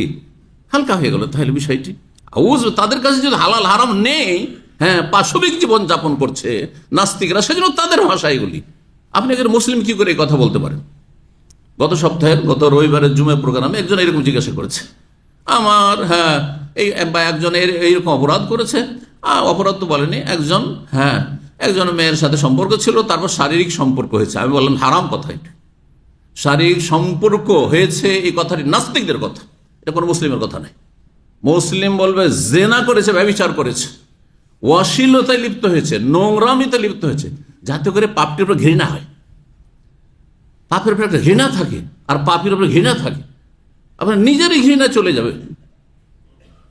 শুকরের গোশত খেতে যখন অভ্যাস হয়ে যাবে, তখন আপনার গরুর গোশতের মতো লাগবে, বুঝতে পারছেন না? আপনি গরুর গোশত মজার সাথে খাচ্ছেন, একটা খ্রিস্টান শুকরের গোশত খাচ্ছে, অথচ সবচেয়ে খবিস জিনিস আখবাস। আপনি জুস খাচ্ছেন, আর একজন মদ খাচ্ছে, প্লেনে পাশাপাশি আপনি জুস নিচ্ছেন, ও মদ খাচ্ছে, মনে করছে একই রকম, এটাও পানীয় ওইটাও পানীয়, আউযুবিল্লাহ, একটা খবিস একটা তৈয়ব। এই জন্য শারীরিক সম্পর্ক কখনো বলা যাবে না, একমাত্র স্ত্রীর ক্ষেত্রে, স্বামী স্ত্রীতে বলতে পারেন যে শারীরিক সম্পর্ক। আপনি ভদ্র ভাষা বলবেন, হ্যাঁ, পাক পবিত্র জীবন যাপনের ক্ষেত্রে বলুন। জি, নোংরামের ক্ষেত্রে এত ভদ্র ভাষা, এটা কাফেরদের ভাষা, এটা নাস্তিকদের ভাষা। এই ভাষাগুলি কোনো মুসলিম ব্যবহার করবেন না, কারণ আমাদের ওপর তাদের প্রভাব পড়ছে। নাস্তিক, সেকুলার, জালেম, কাফেরদের প্রভাব পড়ে যাচ্ছে, অপসংস্কৃতি, যে আমরা তাদের ভাষাগুলি ব্যবহার করা, তাদের মতো নাচতে শুরু করছি না। তাহলে জেনা ব্যভিচার বিভিন্ন স্তর রয়েছে, জি, সবগুলি হারাম। আনজালাল্লাহু তাসদীকা কাওলিন নবী সাল্লাল্লাহু আলাইহি ওয়াসাল্লামের কথার সত্যায়ন, সম্পর্কে আল্লাহ আয়াত নাজেল করলেন। আয়াত তখনই নাজেল হয়েছে অথবা তার আগে থেকে ছিল, নবী সাল্লাল্লাহু আলাইহি সাল্লাম এই কথাগুলির সত্যায়নে সেই আয়াতটি পড়ে শোনালেন। সূরা ফুরকান আয়াত নম্বর 68, মহান আল্লাহ বলছেন ওয়াল্লাযীনা লা ইয়াদউনা মা আল্লাহি ইলাহান আখার। এগুলি কার বৈশিষ্ট্য, কার গুণ? কে বলতে পারে? রহমানের বান্দা, পরম করুণাময় আল্লাহ রাব্বুল আলামিন। আল্লাহর নাম রহমান, আল্লাহ নামের পরে সবচেয়ে গুরুত্বপূর্ণ নাম, সবচেয়ে ফজিলতপূর্ণ নাম, সবচেয়ে ব্যাপক অর্থপূর্ণ নাম রহমান, পরম করুণাময়, রহমানের বান্দা। রহমানের সাথে সম্পৃক্ত যে সব ভালো মানুষকে করা হয়েছে তাদের বৈশিষ্ট্য আল্লাহ বর্ণনা করেছেন তিনটি এখানে। একটি হচ্ছে যে তারা শিরিক করে না, ওয়াল্লাযীনা লা ইয়াদউনা মা আল্লাহি ইলাহান আখার, আল্লাহর সাথে অন্য কাউকে আহ্বান করে না। আহ্বান করে না মানে শুধু দোয়া করে না আল্লাহ ছাড়া অন্যের কাছে, বাবা গো আর সিজদা করেন না। উদ্দেশ্য কোরআনের ভাষা বুঝতে হবে। হ্যাঁ, দোয়া মানে শুধু দোয়া নয়, আহ্বান মানে শুধু আহ্বান নয়, আল্লাহর সাথে শরীক স্থাপন করে না। সেটা দোয়াতে হোক অথবা সেজদাতে হোক অথবা জবাই করার ক্ষেত্রে হোক অথবা তওয়াফ করার ক্ষেত্রে হোক, যে কোনো ক্ষেত্রে হোক না কেন, শিরক করে না এক কথায়। আর কি, ওয়ালা ইয়াকতুলুনা নাফসাল্লাতী হারামাল্লাহ, আর যাকে হত্যা করা আল্লাহ হারাম করেছেন, নিষিদ্ধ করেছেন, তাকে হত্যা করে না। ইল্লা বিল হক, তবে ন্যায়সঙ্গত হলে, ন্যায়সঙ্গত হইতে হবে। আর সেই ন্যায়সঙ্গত কাজটি বাস্তবায়নের যাকে আল্লাহ ক্ষমতায়ন করেছেন সে করতে পারবে, আমি আপনি করতে পারবো না। এবার বুঝতে পেরেছেন? যেমন একজন লোক জিজ্ঞাসা করছে সাতেমা রসুল, রাসূলুল্লাহ সাল্লাল্লাহু আলাইহি ওয়াসাল্লামকে গালমন্দ করবে, তার শাস্তি মৃত্যুদণ্ড সাথে সাথে দিতে হবে। সেটা আপনি দিলে চলবে? আমি দিলে চলবে না? হারাম কাজ, তাহলে আমি জাহান্নামে যাওয়ার কাজ করলাম। এটা কে করবে? কার জন্য? সরকার করবে। খুন করেছে, খুন করেছে, আর খনিকে ধরে নিয়েছেন, আর ধরে গণপিটুনি দিয়ে মেরে দেবেন, চলবে? হ্যাঁ, সরকার হাতে তুলে দিতে হবে। আর সরকারের তখন ফরজ হয়ে গেল খুনের বদল খুন করা। যদি না করে সরকার আসামির কাঠগড়ায় হাসর মাঠে হাজির হবে, মানবরচিত বিধান দিয়ে 5 বছর জেলে পাঠাবে, আর তার মধ্যে আবার জামানত চলে আসবে, আর কেস চলতে থাকবে। তাহলে হাসর মাঠে হাজির হবে এরকম শাসক, জবাব দিতে হবে রবের কাছে। তাগুতি বিধান দিয়ে যারা ফয়সালা করবে আল্লাহর সামনে আসামের কাঠগড়ায় হাজির হবে আর জাহান্নামে যাবে। কিন্তু আমি যদি সরকারের কাজটা করে ফেলি তাহলে আমি জাহান্নামে যাব। আমি কেন জাহান্নামে যাব? আমি আল্লাহর বিধান মেনে চলবো। কথা বলছেন না? এই জন্য একটি কথা মনে রাখবেন যে অন্যায়কে নির্মূল করার 3টি স্তর রয়েছে, জানা আছে না? নাই? কি কে বলবে? হাত দ্বারা মানে বল প্রয়োগ করে, শুধু হাত দ্বারা না। হ্যাঁ, আচ্ছা, হাত ব্যবহার করলো না কিন্তু বললো মারো একে। হ্যাঁ, জাল্লাদকে বলছে যে একে মৃত্যুদণ্ড দাও, তা হাত তো ব্যবহার করেনি। তো হাত দ্বারা মানে হাত দ্বারা, হাদিসে হাত দ্বারা আছে বল প্রয়োগ করা। হ্যাঁ, হাত দ্বারা মানে বল প্রয়োগ করা। 2 নম্বর কথার দ্বারা, কি যে বলছেন আপনারা, কথার দ্বারা। 3 নম্বর অন্তর থেকে ঘৃণা করে প্রতিবাদ করা। শাসক ছাড়া সবার জন্য এই দুটো, নিচের দুটো, অন্তর থেকে ঘৃণা করা আর কথার দ্বারা। কথার দ্বারা যদি পারেন উপদেশ দিয়ে বা হুকুম দিয়ে, তাহলে আপনার নিচে নামা যাবে না। ধরেন আপনার স্ত্রীকে, আপনি এই ক্ষেত্রে বল প্রয়োগ আছে, কারণ আপনি আপনার বাড়িতে আপনার স্ত্রী আর ছেলে মেয়েদের রাজা, আপনি কিন্তু অভিভাবক। যেমন দেশের শাসক হচ্ছে রাষ্ট্রপতি, প্রধানমন্ত্রী অথবা রাজা, বাদশাহ, যে নামে থাকুক না কেন, খলিফা। আর আপনার বাড়িতে আপনি রাজা, কিন্তু আপনার বাড়িতে না, আপনার ভাইয়ের স্ত্রী, আপনার বোন বিবাহিতা, আপনার আন্ডারে নেই। আর বুঝছেন না? আপনার প্রতিবেশীর স্ত্রী বা প্রতিবেশী কোন লোক অপরাধ করেছে, কি করবেন আপনি? মুখে বলবেন না বল প্রয়োগ করবেন? মুখে বলবেন, উপদেশ দেবেন। জি। আর উপদেশ দিতে পারবেন, তারপরেও বলছেন না বলবো না, বলার দরকার নেই, অন্তর থেকে ওকে ঘৃণা করি, আমি খুব খারাপ মনে করি, লোকটি খুব খারাপ। অনেকে কিন্তু এরকম করেন, যথেষ্ট না, আল্লাহর কাছে ফেঁসে যাবেন আপনি। তাকে বলতে পারতেন আপনি সংশোধনমূলক কথা, হ্যাঁ ভালো ভাষায়, যাতে ঝগড়া বিবাদ না হয় আর শত্রুতা না বাড়ে, কিন্তু আপনি বললেন না। আপনি আপনার ভাইয়ের স্ত্রী বেহাবে পর্দা চলছে, মুখে বলতে পারবেন না, পারবেন না? মুখে না বলে যদি গায়ে হাত তুলেন, আপনার স্ত্রীর মতো, যেমন আপনার স্ত্রীকে জবরদস্তি করে তুই পর্দা করবি না, হ্যাঁ তো ঠ্যাং ভেঙে দেবো, কি বলেন আপনারা? হ্যাঁ ট্যাং বলেন, ঠ্যাং বলেন, হ্যাঁ আচ্ছা, হ্যাঁ। তো ওই রকমই আমাদের অনেক মূর্খ আছে, কিন্তু ও ভাবিকে মারে, ছোট ভাইয়ের বউকে মারে, হারাম কাজ করলেন আপনি। এখানে বল প্রয়োগের অধিকারই নেই আপনার। এটা হ্যাঁ, আপনার ছোট ভাই করবে তার স্ত্রীর উপর বল প্রয়োগ, আর না হলে সরকার করবে, রাষ্ট্রনায়ক, ইসলামের বিধান যদি লঙ্ঘন করে তাহলে, কিন্তু আপনার অধিকার নেই। তাহলে আপনার কাজ হচ্ছে দুটি, উপদেশ দেওয়া, উপদেশ কথাও যদি কথাই বলতে পারেন তাহলে অন্তরে ঘৃণা করা যথেষ্ট নয়। কথাই বলতে পারছেন না, কথায় বললে আপনার প্রাণনাশের ঝুঁকি আছে, আপনার ছেলে মেয়েদের আক্রমণ হইতে পারে, আপনার পরিবারের ক্ষতি করতে পারে, আপনার ধন সম্পদ লুটপাট করতে পারে, হ্যাঁ এক কথায় জান মালের আশঙ্কা আছে। তখন অন্তর থেকে ঘৃণা করবেন আপনি পাপকে পাপীকে, পাপকে পাপীকে, দুটোই কি আবার আমার মূর্খ সমাজ বাঙালি বলে যে পাপকে ঘৃণা করো, পাপীকে ঘৃণা করিও না, ঠিক না? এটা পালন করেন কি? শুধু মদ কি ঘৃণা করে, মদখোরকে আপনারা খুব ভালোবাসেন, তাই না? হ্যাঁ, সামাজিক অপরাধগুলিকে অপরাধ মনে করছেন, কিন্তু ইসলামে যে ব্যাপক ক্রাইম রয়েছে সেগুলির ক্ষেত্রে অপরাধ মনে। একটা বেনামাজিকে ঘৃণা করবেন না, বেনামাজি ঘৃণা করবেন না আপনি, হ্যাঁ, কারণ এটা ধর্মীয় বিষয়, যে হ্যাঁ এবাদতের বিষয়, কিন্তু যখন সামাজিক অপরাধের ক্ষেত্রে একটা মদখোর, হ্যাঁ নেশাখোর, হ্যাঁ আপনার প্রতিবেশী, ওকে ঘৃণা করেন না? ঘৃণা তো করছেন। তাহলে কি করে আমাদের সমাজে এই ভুল কথা আর প্রচলন আছে, এই অন্যায় কথা কিভাবে বলছেন যে পাপকে ঘৃণা করো, পাপীকে ঘৃণা করিও না? হ্যাঁ, মানে চুরি করার পেশাকে ঘৃণা করো, চোরকে ঘৃণা করিও না। তাহলে চোরকে ঘরে রাখেন, ডাকাত এসেছে ওকে মেহমান করে ঘরে ঢুকান, কারণ আপনি তো ডাকাতকে ঘৃণা করবেন না, ডাকাতিকে ঘৃণা করবেন আপনি, হ্যাঁ কাজটিকে ঘৃণা করবেন, তো করেন, করছেন না কেন?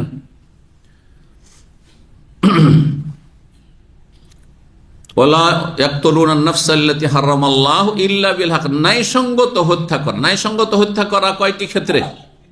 তিনটি ক্ষেত্রে হাদিসে রয়েছে, কিন্তু সেটা করবে কে? মোরতাদের শাস্তি দেওয়া, যদি কোনো মুসলিম ঘোষিত মোরতাদ হয় শাস্তি দেবে সরকার, ফরজ। 2 নম্বর, হ্যাঁ হ্যাঁ হত্যার বদল হত্যা, হত্যার বদল যে হত্যা করেছে তাকে হত্যা করবে। কয়েকজন মিলে যদি হত্যা করে কয়েকজনকে, যদি তারা সবাই অস্ত্র ব্যবহার করে থাকে। জি, আর জেনা ব্যভিচারে লিপ্ত হয় যদি বিবাহিতা, তাহলে মৃত্যুদণ্ড, এছাড়া কোনো মৃত্যুদণ্ড নেই। তাহলে অমুসলিমকে খুন করা কাবিরা গুনাহ। ইসলাম ন্যায় নীতির দিন, ইসলাম যে ন্যায় নীতি শিখিয়েছে পৃথিবীর কোন মানুষের আইনও শিখাতে পারেনি, কারণ ইসলাম হচ্ছে আল্লাহর দিন, জি, যা আল্লাহ মনোনীত করেছেন মানব জাতির কল্যাণের জন্য। 21 নম্বর অধ্যায় হচ্ছে বাবু ওয়াজিস ফিল হিজরি। এই অধ্যায় হচ্ছে কচি কাঁচা বাচ্চাদেরকে কোলে নেওয়া, বাচ্চাদেরকে কোলে, নিজের বাচ্চাকে কোলে নেওয়া অথবা অন্যের বাচ্চাকে কোলে নেওয়া শরীয়ত সম্মত জায়েজ রয়েছে। তবে কেউ যদি বাচ্চার বাবা মা সেটা অপছন্দ করে, আপনি নিতে যাবেন না, জবরদস্তি নিতে যাবেন না, দেখবেন বিষয়টি। 6002 নম্বর হাদিস, হাদিস বর্ণনা করছেন মা আয়েশা রাদিয়াল্লাহু তাআলা আনহা বলেন, আন্নান নবী সাল্লাল্লাহু আলাইহি ওয়াসাল্লাম ওয়াদা সাবিয়ান ফি হিজরিহি, নবী সাল্লাল্লাহু আলাইহি ওয়াসাল্লাম একটি শিশুকে নিজের কোলে নিলেন, ইউহান্নিকুহু, আর তার তাহনিক করলেন, মানে খেজুর চিবিয়ে একেবারে ভালো করে চিবিয়ে নরম করে তার তালুতে দিয়ে দিলেন। প্রথমে বাচ্চা ভূমিষ্ঠ হওয়ার পরে প্রথমেই করাটাই হচ্ছে সুন্নাহ। কেউ কেউ বলে এটা নবী সাল্লাল্লাহু আলাইহি ওয়াসাল্লামতে খাস, কিন্তু অধিকাংশরা বলছেন না, নবী সাল্লাল্লাহু আলাইহি ওয়াসাল্লাম ছাড়াও কোনো ভালো মানুষ, নেক মানুষকে দিয়ে সেটা করাতে পারেন, এটি সুন্নাহ। ফাবালা আলাইহি, কোলে নিতে মাত্র বাচ্চাদের একটা অভ্যাস আছে, দিবে পেশাব করে, হ্যাঁ, নবী সাল্লাল্লাহু আলাইহি ওয়াসাল্লামের কোলে বাচ্চাটি পেশাব করে দিল। ফাদাবে মাইন, রাগারাগি করলেন, হ্যাঁ, মন খারাপ করলেন না, বাচ্চা নিয়েছেন, আপনার বরদাস্ত করতে হবে। ফাদাবে মাইন, পানি নিয়ে ডাকলেন। ফাতওয়াহ, তারপরে তাতে পানি ছিটিয়ে দিলেন, কারণ সেটি ছিল ছেলে সন্তান। ছেলে সন্তান যদি দুধ পানের বয়সে থাকে আর দুধ পানটায় তার প্রধান খাদ্য থাকে, তাহলে পানি ছিটিয়ে দেওয়া যথেষ্ট। মাসলা জানেন না? জানেন না? জি, হাদিসে রয়েছে। কিন্তু কন্যা সন্তান যদি হয় তাহলে ধুইতে বলা হয়েছে। ইউগসালু মিন বাউলিল জারিয়াতি ওয়া ইউরাশশু মিন বাউলিল গোলাম, আরেকটা হাদিস রয়েছে। বালিকা যদি দুধ পানের অবস্থায় 2 বছরের ভিতরে আছে আর প্রধান খাদ্য দুধ, পেশাব করে দিয়েছে, তাহলে সেটা ধুয়ে নিতে হবে। ওই ওরাস্য, পানি ছিটিয়ে দেওয়া যথেষ্ট হবে, যথেষ্ট। কিন্তু কেউ যদি ধয় বা কাপড় বদলে নেয়, যেমন আজকাল কাপড়ে তো অভাব নেই, সুতরাং আমি কেন পানি ছিটিয়ে দিয়ে যাবো, আমি কাপড় বদলে নেব। কিন্তু ধরেন আপনার প্রয়োজন আছে সেই কাপড় ব্যবহার করার, এখানে আছে, এখানে কাপড় পাবো কোথায়? হ্যাঁ, তাই না? ঘরের বাইরে আছি আর আমাকে সালাতের সময় হয়ে গেছে, তাহলে পানি ছিটিয়ে নিলাম, পানি ছিটিয়ে নিলাম ছেলে সন্তান হইলে। এটি হচ্ছে সঠিক মত। পক্ষান্তরে আরেকটি মত হচ্ছে, আরেকজন ইমাম, তিনি বলছেন ছেলে হোক আর মেয়ে হোক, উভয়ের ক্ষেত্রে কি করতে হবে? ধুইতে হবে। কিন্তু এই হাদিসের উপরে তারা আমল করে না। হতে পারে ইমাম সাহেবের কাছে সেই হাদিসটি পৌঁছেনি যেখানে পার্থক্য করা হয়েছে। কেন পার্থক্য করা হয়েছে আল্লাহ বেশি ভালো জানেন। আল্লাহ রাব্বুল আলামিনকে শোকজ করতে হবে নাকি? আমাকে কারণ দর্শাইতে হবে, তাহলে আমি মানবো? হ্যাঁ, তাহলে একটি করে কারণ জানতে জানতে তাহলে না জানলে আমল করবেন না। তাহলে প্রথম জানবেন, আমি 5 ওয়াক্ত নামাজ কেন পড়বো, 6 কেন পড়বো না, 4 কেন পড়বো না? আবার পড়বো তো এই সকাল থেকে এত লং টাইম, ফজর থেকে নিয়ে জোহর পর্যন্ত এত লম্বা টাইম কেন? আবার জোহর থেকে আসর এত শর্ট টাইম কেন? আর মাগরিবের সাথে এত শর্ট টাইম কেন? এ কেন উত্তর কি দিতে হবে নাকি? ঠিক ওই রকমই ছেলে শিশু যদি পেশাব করে দেয় তাহলে পানি ছিটানো যথেষ্ট, আর মেয়ে যদি পেশাব করে দেয় তাহলে ধুইতে হবে। কেন? এই কেনর উত্তর আল্লাহ রব্বুল দেবেন না। আল্লাহর বিধান আমাকে মানতে হবে, কারণ আল্লাহর বান্দা আমি। বান্দা মানে দাস। দাসের কাজ হচ্ছে দুনিয়ার ক্ষেত্রে আপনার মালিক বলছে আজকে যাও সেকেন্ড সানায়াতে, এসি টেকনিশিয়ান আমাদের এভাবে বসে আছে, একদিন দিল আল হাসান, যাও ওখানে ডিউটি করিস, আর একদিন বলছে মজমা চলে যাও, আরে মাঝে মাঝে দিল তাবুক ঠেলে দিল। হ্যাঁ, কখনো বলছে আজকে জুবাইল, আজকে যাও তোমাকে অমুক জায়গায় যেতে হবে, আজিজে যেতে হবে না, হাফ মন যেতে হবে। যদি জিজ্ঞাসা কেন, সাথে সাথে একটা থাপ্পড় দিয়ে বাংলাদেশ পৌঁছে দিবে, ঠিক না? তাহলে মানুষের ক্ষেত্রে গোলামি মেনে নিচ্ছেন আপনি দুটো পয়সার জন্য, আর রব সবকিছু দিয়েছেন, আদেশ নিষেধ মেনে চলতে হবে, জানেন আর না জানেন। প্রথম কথা এটা আমাকে মেনে নিতে হবে। তারপরে ওলামারা কিছু হিকমা বর্ণনা করেছেন। সেটা হচ্ছে ইসলামের মৌলিক নীতিমালা হচ্ছে যেখানে মুশকিল, হ্যাঁ, সেখানে আসান। এটা ইসলামের নীতিমালা, কায়দা কানুন। বাচ্চারা যখন পেশাব করে তখন গোটা শরীরে বা কাপড়ে ছিটে যেতে পারে, এটার সম্ভাবনা বেশি। এখন ছেলে সন্তান যখন পেশাব করলো, ছেলে শিশু যখন পেশাব করলো, তখন গোটা কাপড়ের অধিকাংশ জায়গায় ছিটে গেছে। এখন যদি ধোয়ার হুকুম হতো, গোটা কাপড়টা তো ভিজে যাবে। তো ভিজা কাপড় আপনি পরে থাকবেন কি করে? ঠান্ডা লেগে যেতে পারে, তারপরে কষ্ট হবে। কিন্তু মেয়ে শিশুর ক্ষেত্রে ভিন্ন বিষয়। মেয়ে শিশু যখন পেশাব করে এক জায়গায় থাকে, এত ছড়িয়ে ছিটিয়ে যায় না, সুতরাং এতটুকু জায়গা ধুয়ে নেওয়াই যথেষ্ট। বুঝতে পারছেন না? এটি একটি হিকমা। আরও কিছু হিকমা বর্ণনা করেছেন, কিন্তু এটি বেশি গুরুত্বপূর্ণ হিকমা, যেটা বলা যথেষ্ট। তো নবী সাল্লাল্লাহু আলাইহি ওয়াসাল্লাম এখানে পানি তাতে আতবাহু শব্দে লাগিয়ে দিয়েছেন। অন্য হাদিসে ব্যাখ্যা যেহেতু ছিটিয়ে দেওয়ার কথা রয়েছে, আর ছেলে সন্তান ছিল, ছিটিয়ে দিয়েছেন, এটি হচ্ছে তার ব্যাখ্যা। অথবা হালকা ধৌত করেছেন। তারপরে দেখেন, একটা কাজ চলবে যথেষ্ট, কিন্তু তার চাইতে ভালো হচ্ছে ধুয়ে নেওয়া। তো ধুইলে অসুবিধা আছে কি? হ্যাঁ, ধুয়ে নিতে পারেন। যদি দেখেন যে না ধুইলে অসুবিধা নেই, আমি ধুয়ে নিলাম, কোনো অসুবিধা নেই। 22 নম্বর অধ্যায়, বাবু ওয়াদিসাবি আল ফাখিজ। এই অধ্যায় হচ্ছে শিশুকে রানের ওপর রাখা। শিশুকে কোলে নিয়ে, আপনি কোলে নিয়ে থাকলেন না বা কাঁধে নিয়ে থাকলেন না, কি করলেন? নিজের রানের ওপর রাখলেন আপনি। এটা চলবে কি না? চলবে, জায়েজ, অসুবিধা নেই। 6003 নম্বর হাদিস বর্ণনা করছেন সুলেমান ইবনুল মোতামির ইবনে সুলেমান তার পিতা থেকে, মানে সুলেমান তাইমি থেকে, আমি আবু তামিমের কাছে শুনেছি, ইউহাদ্দিসু তিনি বর্ণনা করছেন, আবু উসমান নাহাদি থেকে তিনি বর্ণনা করছেন, ইউহাদ্দিস আবু উসমান আন ওসামা বিন যায়েদ, ওসামা বিন যায়েদ রাদিয়াল্লাহু তাআলা আনহু নবী সাল্লাল্লাহু আলাইহি ওয়াসাল্লামের পালক পুত্রের সন্তান, খুব আদর করতেন নবী সাল্লাল্লাহু আলাইহি ওয়াসাল্লাম এই ওসামা বিন যায়েদকে, হাসান হোসেনের মতোই ভালোবাসতেন, আদর করতেন। বলছেন কানা রাসূলুল্লাহ ইয়াখুযুনি, রাসূলুল্লাহ সাল্লাল্লাহু আলাইহি ওয়াসাল্লাম আমি যখন ছোট ছিলাম তখন আমাকে উঠিয়ে নিতেন, ফায়ুকিদুন আলা ফাখযি, তারপর আমাকে বসিয়ে নিতেন তার রানের উপর। তাহলে বাচ্চারা যদি 2-4-6 মাসের, 1 বছর 2 বছর থাকে তা আমরা কোলে নিই, কিন্তু 5 বছর 6 বছর 7 বছরের ছেলে মেয়েরাও অনেক সময় কোলে চড়তে চায়, তাই না? তখন আর কোলে না নিয়ে হয়তো বসে গেলাম আর রানের ওপর রেখে নিলাম। অনেক সময় হচ্ছে দুটোই বাচ্চাদের মধ্যে একটা হিংসা কাজ করে, কিন্তু যখন দেখবে যে একটা বাচ্চা কোলে নিয়েছে দৌড় দিয়ে সেও চড়তে চাইবে। এখন দুটোকে কোলে নিয়ে দাঁড়ানো ঝামেলা, বসে গেলেন বস কত বসবি, এক রানের ওপর আর একটা আর একটা, বুঝতে পারছেন না? আবার এক সময় 4 ছেলে মেয়েকে ছোট্ট ছেলে মানুষ করছে, আল্লাহর এক পরীক্ষা ছিল, রব্বুল আলামিন আলহামদুলিল্লাহ সেটা উত্তীর্ণ করেছেন। একসাথে 4 বাচ্চাকে ফিডা দিতে হয়, 4 বাচ্চাকে কোলে নিতে হয়। যখন অফিস থেকে বাসা যায় পায় এমন ভাবে ধরে, 4 জনই ধরে নেই, এইভাবে গেটের কাছে ধরে নিল, আরে ছাড়ছেও না যে গেটের ভিতরে আমি ঢুকি, গেট খুলতে মাত্রই। আর তারপরে ধন কোনরম করে কি করে এখন 4 জনই চড়তে চাইবে কোলে, বসে গেলাম চড়ো, কেউ ঘাড়ের উপরে, কেউ 2 রানের উপরে 2, কাউকে এমনি হাত দিয়ে ধরলাম, খুশি করে দিলাম, বুঝতে পারছেন না? সুবহানাল্লাহ, আল্লাহু আকবার। ওয়ায়ুকিদুল হাসান বিন আলী আলা ফাখিজিল আখার, নবী সাল্লাল্লাহু আলাইহি ওয়াসাল্লাম আমাকে এক রানের উপর বসিয়ে নিতেন, ওসামা বলছেন, আর হাসান বিন আলীকে আর এক রানের উপর বসিয়ে দিতেন, 2 জনকে সমবয়সী ছিলেন, কাছাকাছি তারা। সুম্মা ইয়াদুম্মুহুমা, তারপর 2 জনকে জড়িয়ে ধরতেন, সুম্মা ইয়াকুল, তারপরে এই দোয়া বলতেন, আল্লাহুম্মা আরহামহুমা ফাইন্নী আরহামহুমা, আল্লাহ এই উভয়ের উপরে তুমি মায়া করো, দয়া করো, আমি এদের উপর খুব মায়া করি। আল্লাহ আমিও খুব মায়া করি, তুমিও মায়া করো। আল্লাহু আকবার। নবী সাল্লাল্লাহু আলাইহি ওয়াসাল্লামের বিশেষ দোয়া ছিল ওসামা বিন যায়েদের জন্য আর হাসান বিন আলীর জন্য, হুসাইনের জন্যও ছিল, রিওয়ায়াতে রয়েছে। তারপরের হাদিসে রয়েছে কালা তাইমি, তাইমি হচ্ছেন সুলাইমান আত-তাইমি, তিনি বলেন ফাওয়াকা ফি কালিম মিনহু শাই, এই হাদিসের সনদ সম্পর্কে বলছেন কুলতু হাদিসতু বিহি কাযা ওয়া কাযা ফালাম আসমা মিন আবি ওসমান নাহদি থেকে ফানাজারতু ফাওয়াজাতু ইনদি, তার সন্দেহ হয়েছিল হাদিসটা যে এইভাবে মনে হয় শুনিনি।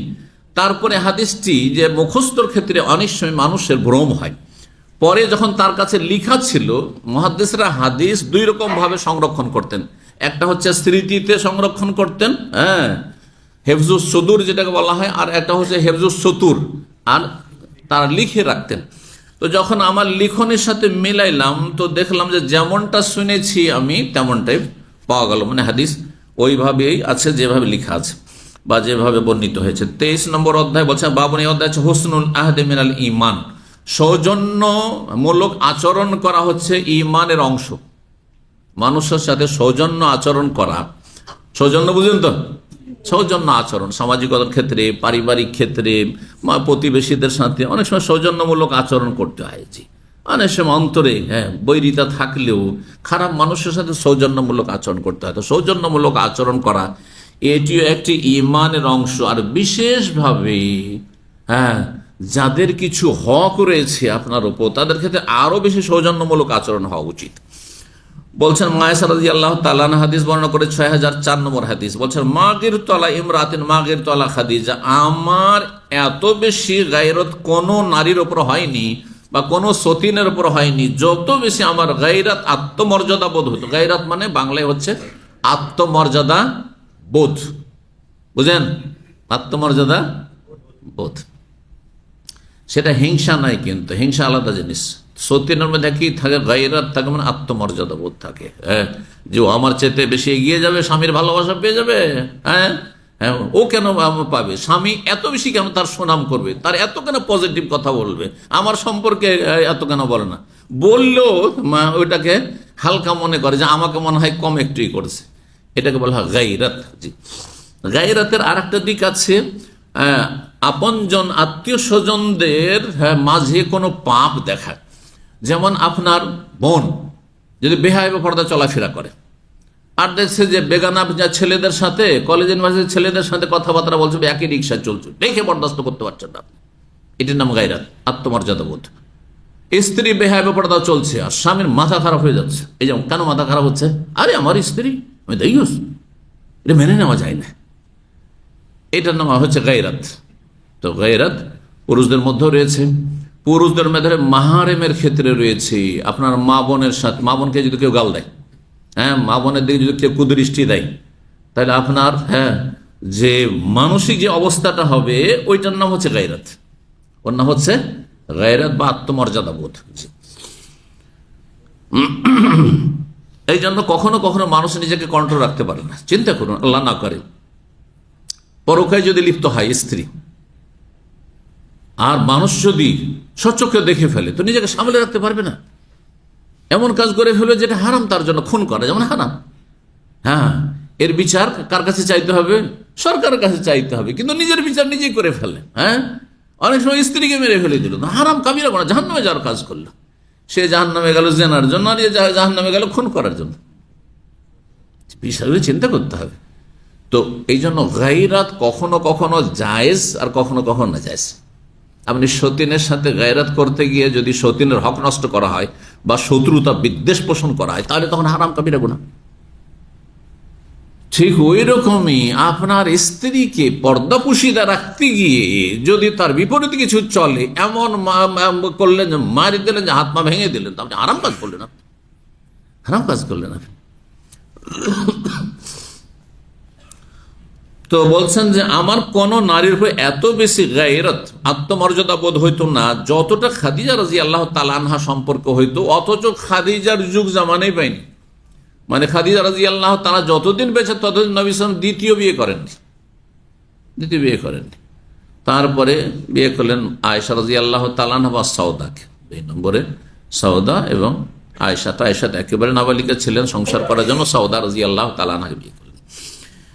তারপর অন্যগুলি ওয়ালাকাদ হালাকাত ক্বাবলা আন ইয়াতাযাওয়াজা বিসালাসিন, তাই বলছেন যে তিনি হালাকা মানে কিন্তু মারা গেছেন। আমাদের বাংলা দিয়ে তরজমা করলে হবে না।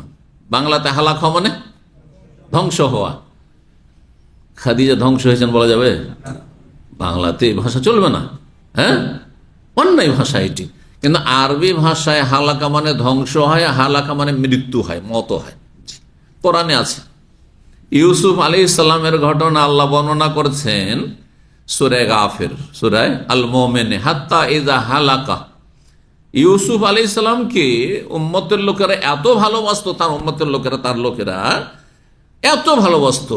একদিকে নবী, চরিত্রবান নবী, একদিকে অতি সুন্দর মানুষ, সুঠাম মানুষ, আর একদিকে তিনি সচ্ছল মানুষ, মানুষের অভাব দূর করছেন, মানুষ তার খেতে পাচ্ছে, যা ইচ্ছা তাই পাচ্ছে, যার খেতে পায় কে না তাকে ভালোবাসে, ঠিক না?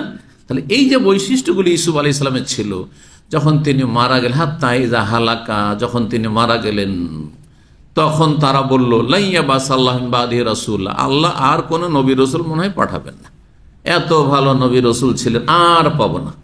মানে এই শূন্যতা পূর্ণ হবে না। যেমন কোনো বড় ব্যক্তি চলে গেলে আমরা এরকমটাই বলি যে আর এই শূন্য স্থান পূরণ হবে না, এই শূন্যতা থেকেই যাবে। তো বলছেন যে ওয়ালাকাদ হালাকাত মানে তিনি মারা গেছেন ক্বাবলা আন ইয়াতাযাওয়াজা বিসালাসিন, আমাকে বিয়ে করা 3 বছর আগে, 3 বছর পরে বিয়ে হয়েছে। তাহলে আয়েশা রাদিয়াল্লাহু তাআলা আনহার সাথে মানে সংসার হয়েছে। লেমা কেন তাহলে গায়রাত হইতো? যখন নবী সাল্লাল্লাহু আলাইহি ওয়াসাল্লাম থেকে শুনতেন সুনামগুলি, ভালো দিকগুলি, যখন তখন খাদিজার কথা মনে পড়ে, যখন তখন খাদিজার কথা আলোচনা করেন নবী সাল্লাল্লাহু আলাইহি ওয়াসাল্লাম, তখন শুনে তার একটু গায়রাতে আঘাত লাগতো, আত্মমর্যাদা বোধ আসতো। লেমা কুনতু, কেন যে আমি শুনতে পেতাম, ইয়াজকুরুহা, সবসময় নবী সাল্লাল্লাহু আলাইহি ওয়াসাল্লামকে দেখতাম যে তার কথা আলোচনা করতেন। ওয়ালাকাদ আমারাহু রাব্বুহু, আর আল্লাহ রাব্বুল আলামিন, নবী সাল্লাল্লাহু আলাইহি ওয়াসাল্লামের রব, তিনি তাকে নির্দেশ দিয়েছেন আইয়ুবাশশিরা, একবার জিবরাইল আলাইহিস সালাম আসেন নবী সাল্লাল্লাহু আলাইহি ওয়াসাল্লামের কাছে ওহী নিয়ে, আর তারপরে বললেন যে আল্লাহ রাব্বুল আলামিন মেসেজ পাঠিয়েছেন আমার মাধ্যমে, পয়গাম, যে আপনার স্ত্রী যে সহধর্মিনী খাদিজা রাদিয়াল্লাহু তাআলা উম্মুল মুমিনিন আছেন, তাকে সুসংবাদ দিয়ে দেন জান্নাতে একটি প্যালেসের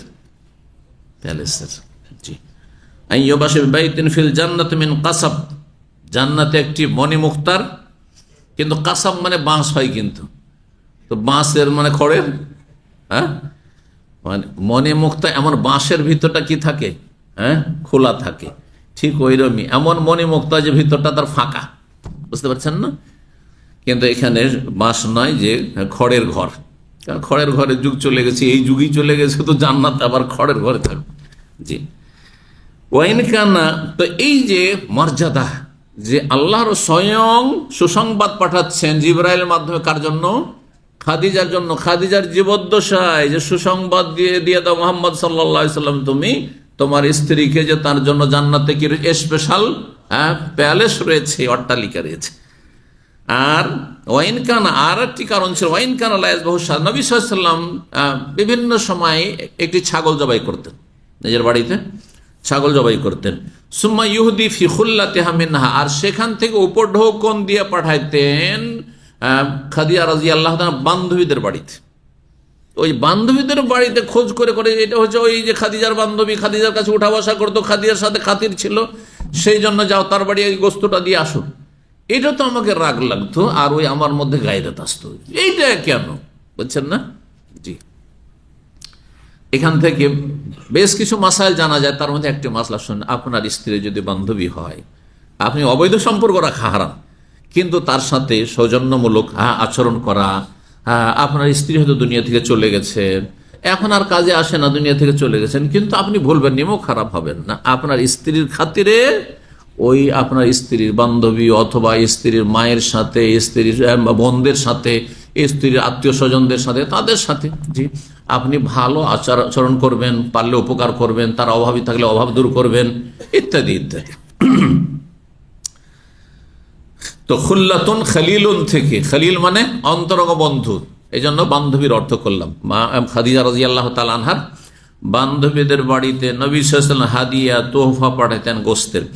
24 নম্বর অধ্যায় বলছেন বাবু ফাজলে মাইয়া উল ইয়াতিম, মানে এই অধ্যায় হচ্ছে এমন ব্যক্তির ফজিলত সম্পর্কে যে এতিমের প্রতিপালন করে। এতিমের লালন পালন যে করবে, সে জান্নাত নিজের জন্য বরাদ্দ করতে পারবে। আল্লাহ যেন তৌফিক দান করে। মানুষের মাঝে না জানিয়ে গোপনে কিছু কাজ করুন। যদি রিজিক বৃদ্ধি করতে চান, আয়ু বৃদ্ধি করতে চান, সুস্বাস্থ্য চান, আর আখেরাতে নবী সাল্লাল্লাহু আলাইহি ওয়াসাল্লামের প্রতিবেশী হতে চান, জান্নাত সুনিশ্চিত করতে চান, তো সহি আকীদার সাথে, আল্লাহর ইবাদত বন্দেগীর সাথে, 5 ওয়াক্ত সালাতের সাথে এই ধরনের জনকল্যাণমূলক কাজ করবেন। বিশেষ করে এতিমের প্রতিপালন, বিধবাদের দেখাশোনা, অসহায় পরিবারের ভরণ পোষণ, এগুলি করবেন, কিন্তু মানুষকে জানাবেন না। যত বেশি জানাবেন তত নেকি মাইনাস হয়ে যাবে। দুনিয়াতে ওই যে খ্যাতি পেয়ে গেলেন, গ্রামের লোক খুব সুনাম করছে, অমুক সৌদি আরবে থাকে, আর এই গ্রামের অভাবীগুলো সব দেখাশোনা করে। এই যে নগদ নগদ কিছু নিয়ে নিলেন, সেই জন্য আখেরাতে আর বেশি হয়তো কিছু পাবেন না, একেবারে শেষ হয়ে যেতে পারে। সুতরাং যত বেশি গোপনে করতে পারবেন তত বেশি ভালো আপনার জন্য। আল্লাহ যেন তৌফিক দান করেন। 6005 নম্বর হাদিস বর্ণনা করছেন সাহল ইবনে সাদ রাদিয়াল্লাহু তাআলা আনহু, নবী সাল্লাল্লাহু আলাইহি ওয়াসাল্লাম থেকে বলছেন, নবী সাল্লাল্লাহু আলাইহি ওয়াসাল্লাম আনা ওয়া কাফিলুল ইয়াতিম ফিল জান্নাহ, আমি এবং ইয়াতিমের ভরণ পোষণের দায়িত্ব গ্রহণকারী বা ইয়াতিমের প্রতিপালনকারী কাফিল। এই কাফিল থেকে কফিল, আপনাদের কফিল বলছেন না, বা আমাদের কফিল, এই কফিল শব্দটি কাফিল আর কাফিল, জি একটা ইসিম ফাইল আর একটা হচ্ছে সিফাতে মুসাব্বা, আরবি গ্রামার যারা বুঝে। তো কাফিল মানেও কাফেল, কাফেল ইসিম ফাইলের অর্থে, অর্থাৎ যিনি আপনার দেখাশোনাকারী, দেখাশোনা করছেন। এখানে কি অর্থে? যে আপনি তার নামে আছেন, সরকারের কাছে আপনার সম্পর্কে জিজ্ঞাসিত হবে সে, যদি কোনো অবৈধ কিছুর সাথে জড়িত হন, তাহলে তার সাথে সরকার যোগাযোগ করবে যে তোমার আমল এইরকম, এবং আপনার দায়িত্ব নিয়ে এসছে যে আপনাকে আপনার সাথে যা চুক্তি করা হয়েছে ওই অনুযায়ী কাজ দিবে, অনুযায়ী ডিউটি দিবে, ওই অনুযায়ী সুযোগ সুবিধা দিবে। আপনার সাথে কতটা চুক্তি হয়েছে, বেতনের, বাসার ইত্যাদি যেসব সরকারি আইন রয়েছে সেগুলি মেনে আপনাকে সসম্মানে রাখবে, আর সসম্মানে এখান থেকে বিদায় করবে। এ হচ্ছে কফিল। জি, তো আনা ওয়া কাফিলুল ইয়াতিম, আমি এবং ইয়াতিমের কেফালতকারী, অর্থাৎ ইয়াতিমের প্রতিপালনকারী, ফিল জান্নাতে, জান্নাতে হাকাজা এইরকম থাকবো। ওয়াকালা বেইসমাইহে, দুই আঙ্গুল দিয়ে নবী সাল্লাল্লাহু আলাইহি ওয়াসাল্লাম কালার বা যখন সেলা আসবে তার মানে ইঙ্গিত করলেন, বললেন নাই, তখন কিসের অর্থ হবে?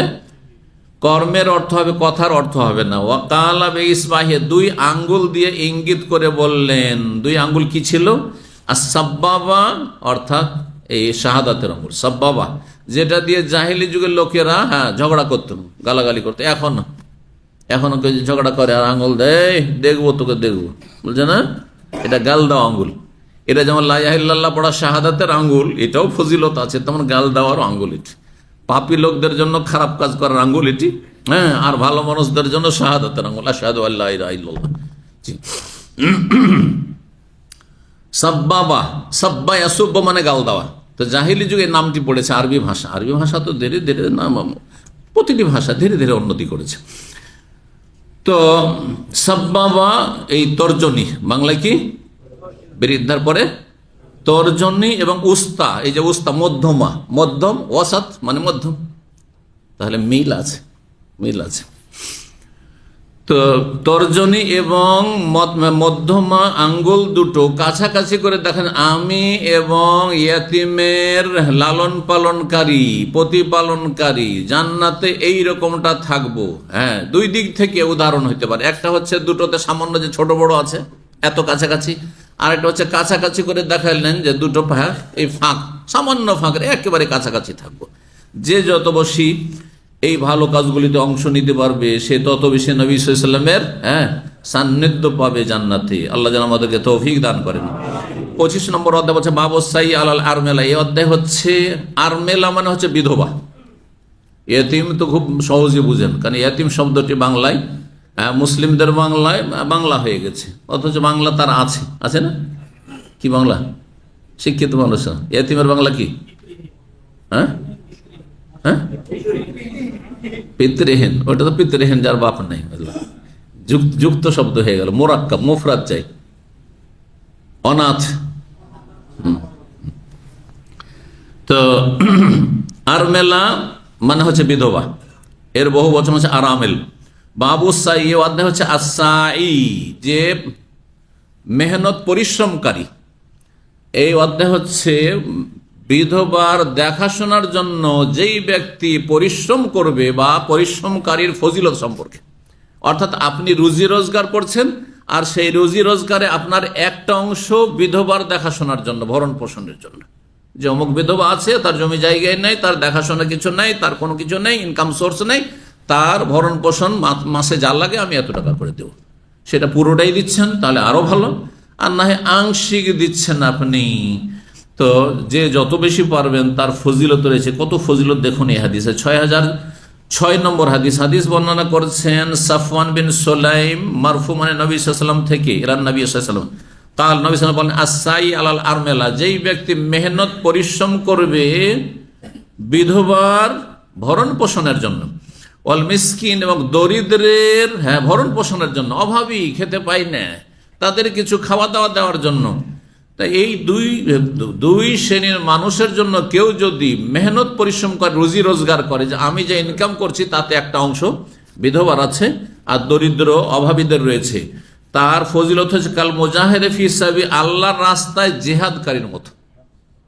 আল্লাহর রাস্তায় বদর, ওহদে, খন্দকে আর বিভিন্ন জিহাদে যেসব যুগে যুগে লড়াই হয়েছে, ওই রকম আপনি যোদ্ধার ফজিলত হাসিল করতে পারবেন, এক ফজিলত। অথবা আরেকটি ফজিলত রয়েছে আওকাল্লাযী ইয়াসুমুন নাহার ওয়া ইয়াকুমুল লাইল, ওই ব্যক্তির মতো ফজিলত হাসিল করতে পারবে। কোন ব্যক্তি? যে ব্যক্তি বিধবার দেখাশোনা করবে আর দরিদ্র ব্যক্তির ভরণ পোষণের দায়িত্ব নেবে। এরকম অসহায় যারা, যে কোনো অসহায় ব্যক্তির ভরণ পোষণের দায়িত্ব নেবে, তার ফজিলত হচ্ছে ওই ব্যক্তির মতো যেই ব্যক্তি গোটা বছর সারা জীবন দিনে রোজা রাখে, ওয়া ইয়াকুমুল লাইল, আর সারা রাত তাহাজ্জুদ পড়ে। আল্লাহু আকবার। কে আছে এমন আপনাদের মধ্যে, আমাদের মধ্যে? আজকালকার জমানায় পাওয়াই যাবে না, যে সারা রাত তাহাজ্জুদ পড়ে, আর সারাদিন সারা জীবন গোটা বছর রোজা রাখে। আপনি একজন বিধবার দেখাশোনা করে, একটা এতিমের লালন পালন করে, এতিমও অসহায়, আর এতিম মানে গরিব এতিম, কিন্তু ধনী এতিম নয়। ধনী এতিম হয় না, আমাদের দেশের মানুষরা বুঝে না, এতিমখানা মানে জাকাত দাও, হ্যাঁ, এতিমখানাতে গরিব এতিমরা আছে, সেই জন্য জাকাত দেওয়া ঠিক আছে। কিন্তু রাজাও তো মারা যেতে পারে, রাজার ছেলে 2 বছর বয়স, এতিম না? তো সেও কি জাকাত খাবে নাকি? সেও সাদকা খাবে? আর তাকে দান খেরাত করবেন না? মোটেই করবেন না আপনি, বুঝছেন না? কিন্তু সাধারণত দেখা যায় যে বিধবা বা এতিম সমাজে অসহায়, হ্যাঁ, এইরকমই দরিদ্র, দরিদ্র তো দরিদ্রই, মিসকিন আর ফকির, এ দুটোতে পার্থক্য জানা আছে? কেউ কেউ বলেছে দুটো একই প্রতিশব্দ, কিন্তু অধিকাংশরা বলছে দুটোতে পার্থক্য রয়েছে। মিসকিন যার কিছুটা ইনকাম সোর্স আছে কিন্তু পুরোটা জোটাতে পারে না। ধরেন যেটা ইনকাম করে মাসে, সেটাতে 20-25 দিন তার সংসার চলে যাবে, কিন্তু 5টা দিন চালাতে পারে না। অথবা শীতের বস্ত্র নিতে পারছে না, বাকি সব আছে, সংসার চলে যাবে, ওটা মাছ খাওয়া দাওয়া চলে যাচ্ছে, কিন্তু শীত বস্ত্র কেনার কোনো উপায় নেই, বাড়িটা তৈরি করতে পারেন না। এরা হচ্ছে মিসকিন, বুঝছেন না? অথবা চিকিৎসা করাইতে পারছেন না, সব চলে যাচ্ছে, সংসার চলছে, কিন্তু চিকিৎসা এখন 1 লাখ টাকা লাগবে একটা চিকিৎসা, টাকা নেই তার কাছে, সে মিসকিন, সে মিসকিন। আর ফকির যেই ব্যক্তির অধিকাংশটা নেই, মাসে 30 দিন খাবার দাবার লাগবে, 10 দিনেরও খাবার নেই তার কাছে, 5 দিনের খাবার হয়তো আছে, বা 2 দিন 3 দিনের আছে, সকালে নাস্তা আছে, সারাদিন দুপুর রাতে কি খাবেন নেই, হচ্ছে ফকির। তো জাকাত সাদকা, জাকাত সাদকা তো অনেক সচ্ছল ব্যক্তি খানিকটা দেওয়া যায়, মানে কিছুটা সচ্ছল হইতে সামান্য অভাব আছে, কিন্তু জাকাতের জন্য শর্ত হচ্ছে ইন্নামা সাদাকাতুল ফুকারা ওয়াল মাসাকিন, হয় ফকির না হয় মিসকিন, দরিদ্র। জি। 26 নম্বর অধ্যায় বাবু সাইল মিসকিন, এই অধ্যায় হচ্ছে এমন ব্যক্তি যে ব্যক্তি দেখাশোনা করবে বা প্রচেষ্টা করবে, মেহনত রোজি রোজগার করবে, কার জন্য? দরিদ্র ব্যক্তির ভরণ পোষণের দায়িত্ব নেওয়ার জন্য। আগের হাদিসটি রয়েছে 6007 নম্বর হাদিস, হাদিস বর্ণনা করেছেন আবু হুরায়রা রাদিয়াল্লাহু তাআলা আনহু। আগের হাদিসে কিন্তু সাফওয়ান বিন সুলাইম বর্ণনাকারী পরিবর্তন হয়ে গেল। রাসূলুল্লাহ সাল্লাল্লাহু আলাইহি ওয়াসাল্লাম বলেন, আসাই আলাল আরমিলা ওয়াল মিসকিন কাল মুজাহিদ ফি সাবিলিল্লাহ, যেই ব্যক্তি বিধবা অথবা দরিদ্রের দেখাশোনার জন্য রুজি রোজগারে মেহনত পরিশ্রম করবে, ইনকাম করবে, সেই ব্যক্তি আল্লাহর রাস্তায় জিহাদকারীর মতো ফজিলত হাসিল করবে। আর তারপরে বলছেন যে কাল কায়েমে, এমন ব্যক্তির মতো যেই ব্যক্তি সারা রাত তাহাজ্জুদ পড়ে, লা ইয়াফতর, তাতে কোনো রকমের ক্লান্তি তার আসে না, বিরক্তি আসে না। জি। ওয়াকাসামি, এমন রোজাদারের মতো ফজিলত হাসিল করবে, লা ইফতরে, যেই ব্যক্তি কোনো রোজা ছাড়ে না, ভঙ্গ করে না, গোটা বছর রোজা রাখে। গোটা বছর রোজা রাখা আমাদের পক্ষে সম্ভব নয়, গোটা বছরে সারা রাত ধরে তাহাজ্জুদ পড়া আমাদের পক্ষে সম্ভব নয়, কিন্তু এতিম, বিধবা অথবা অসহায়, দুর্গত, মিসকিন, দরিদ্রের পাশে দাঁড়ানো সহজ। আল্লাহ যেন আমাদেরকে এই ফজিলতগুলো হাসিল করার এই সব পন্থায় তৌফিক দান করেন। সুবহান রাব্বিকা রাব্বিল ইজ্জাতি আম্মা ইয়াসিফুন ওয়া সালামুন আলাল মুরসালিন ওয়াল হামদুলিল্লাহি রাব্বিল আলামিন।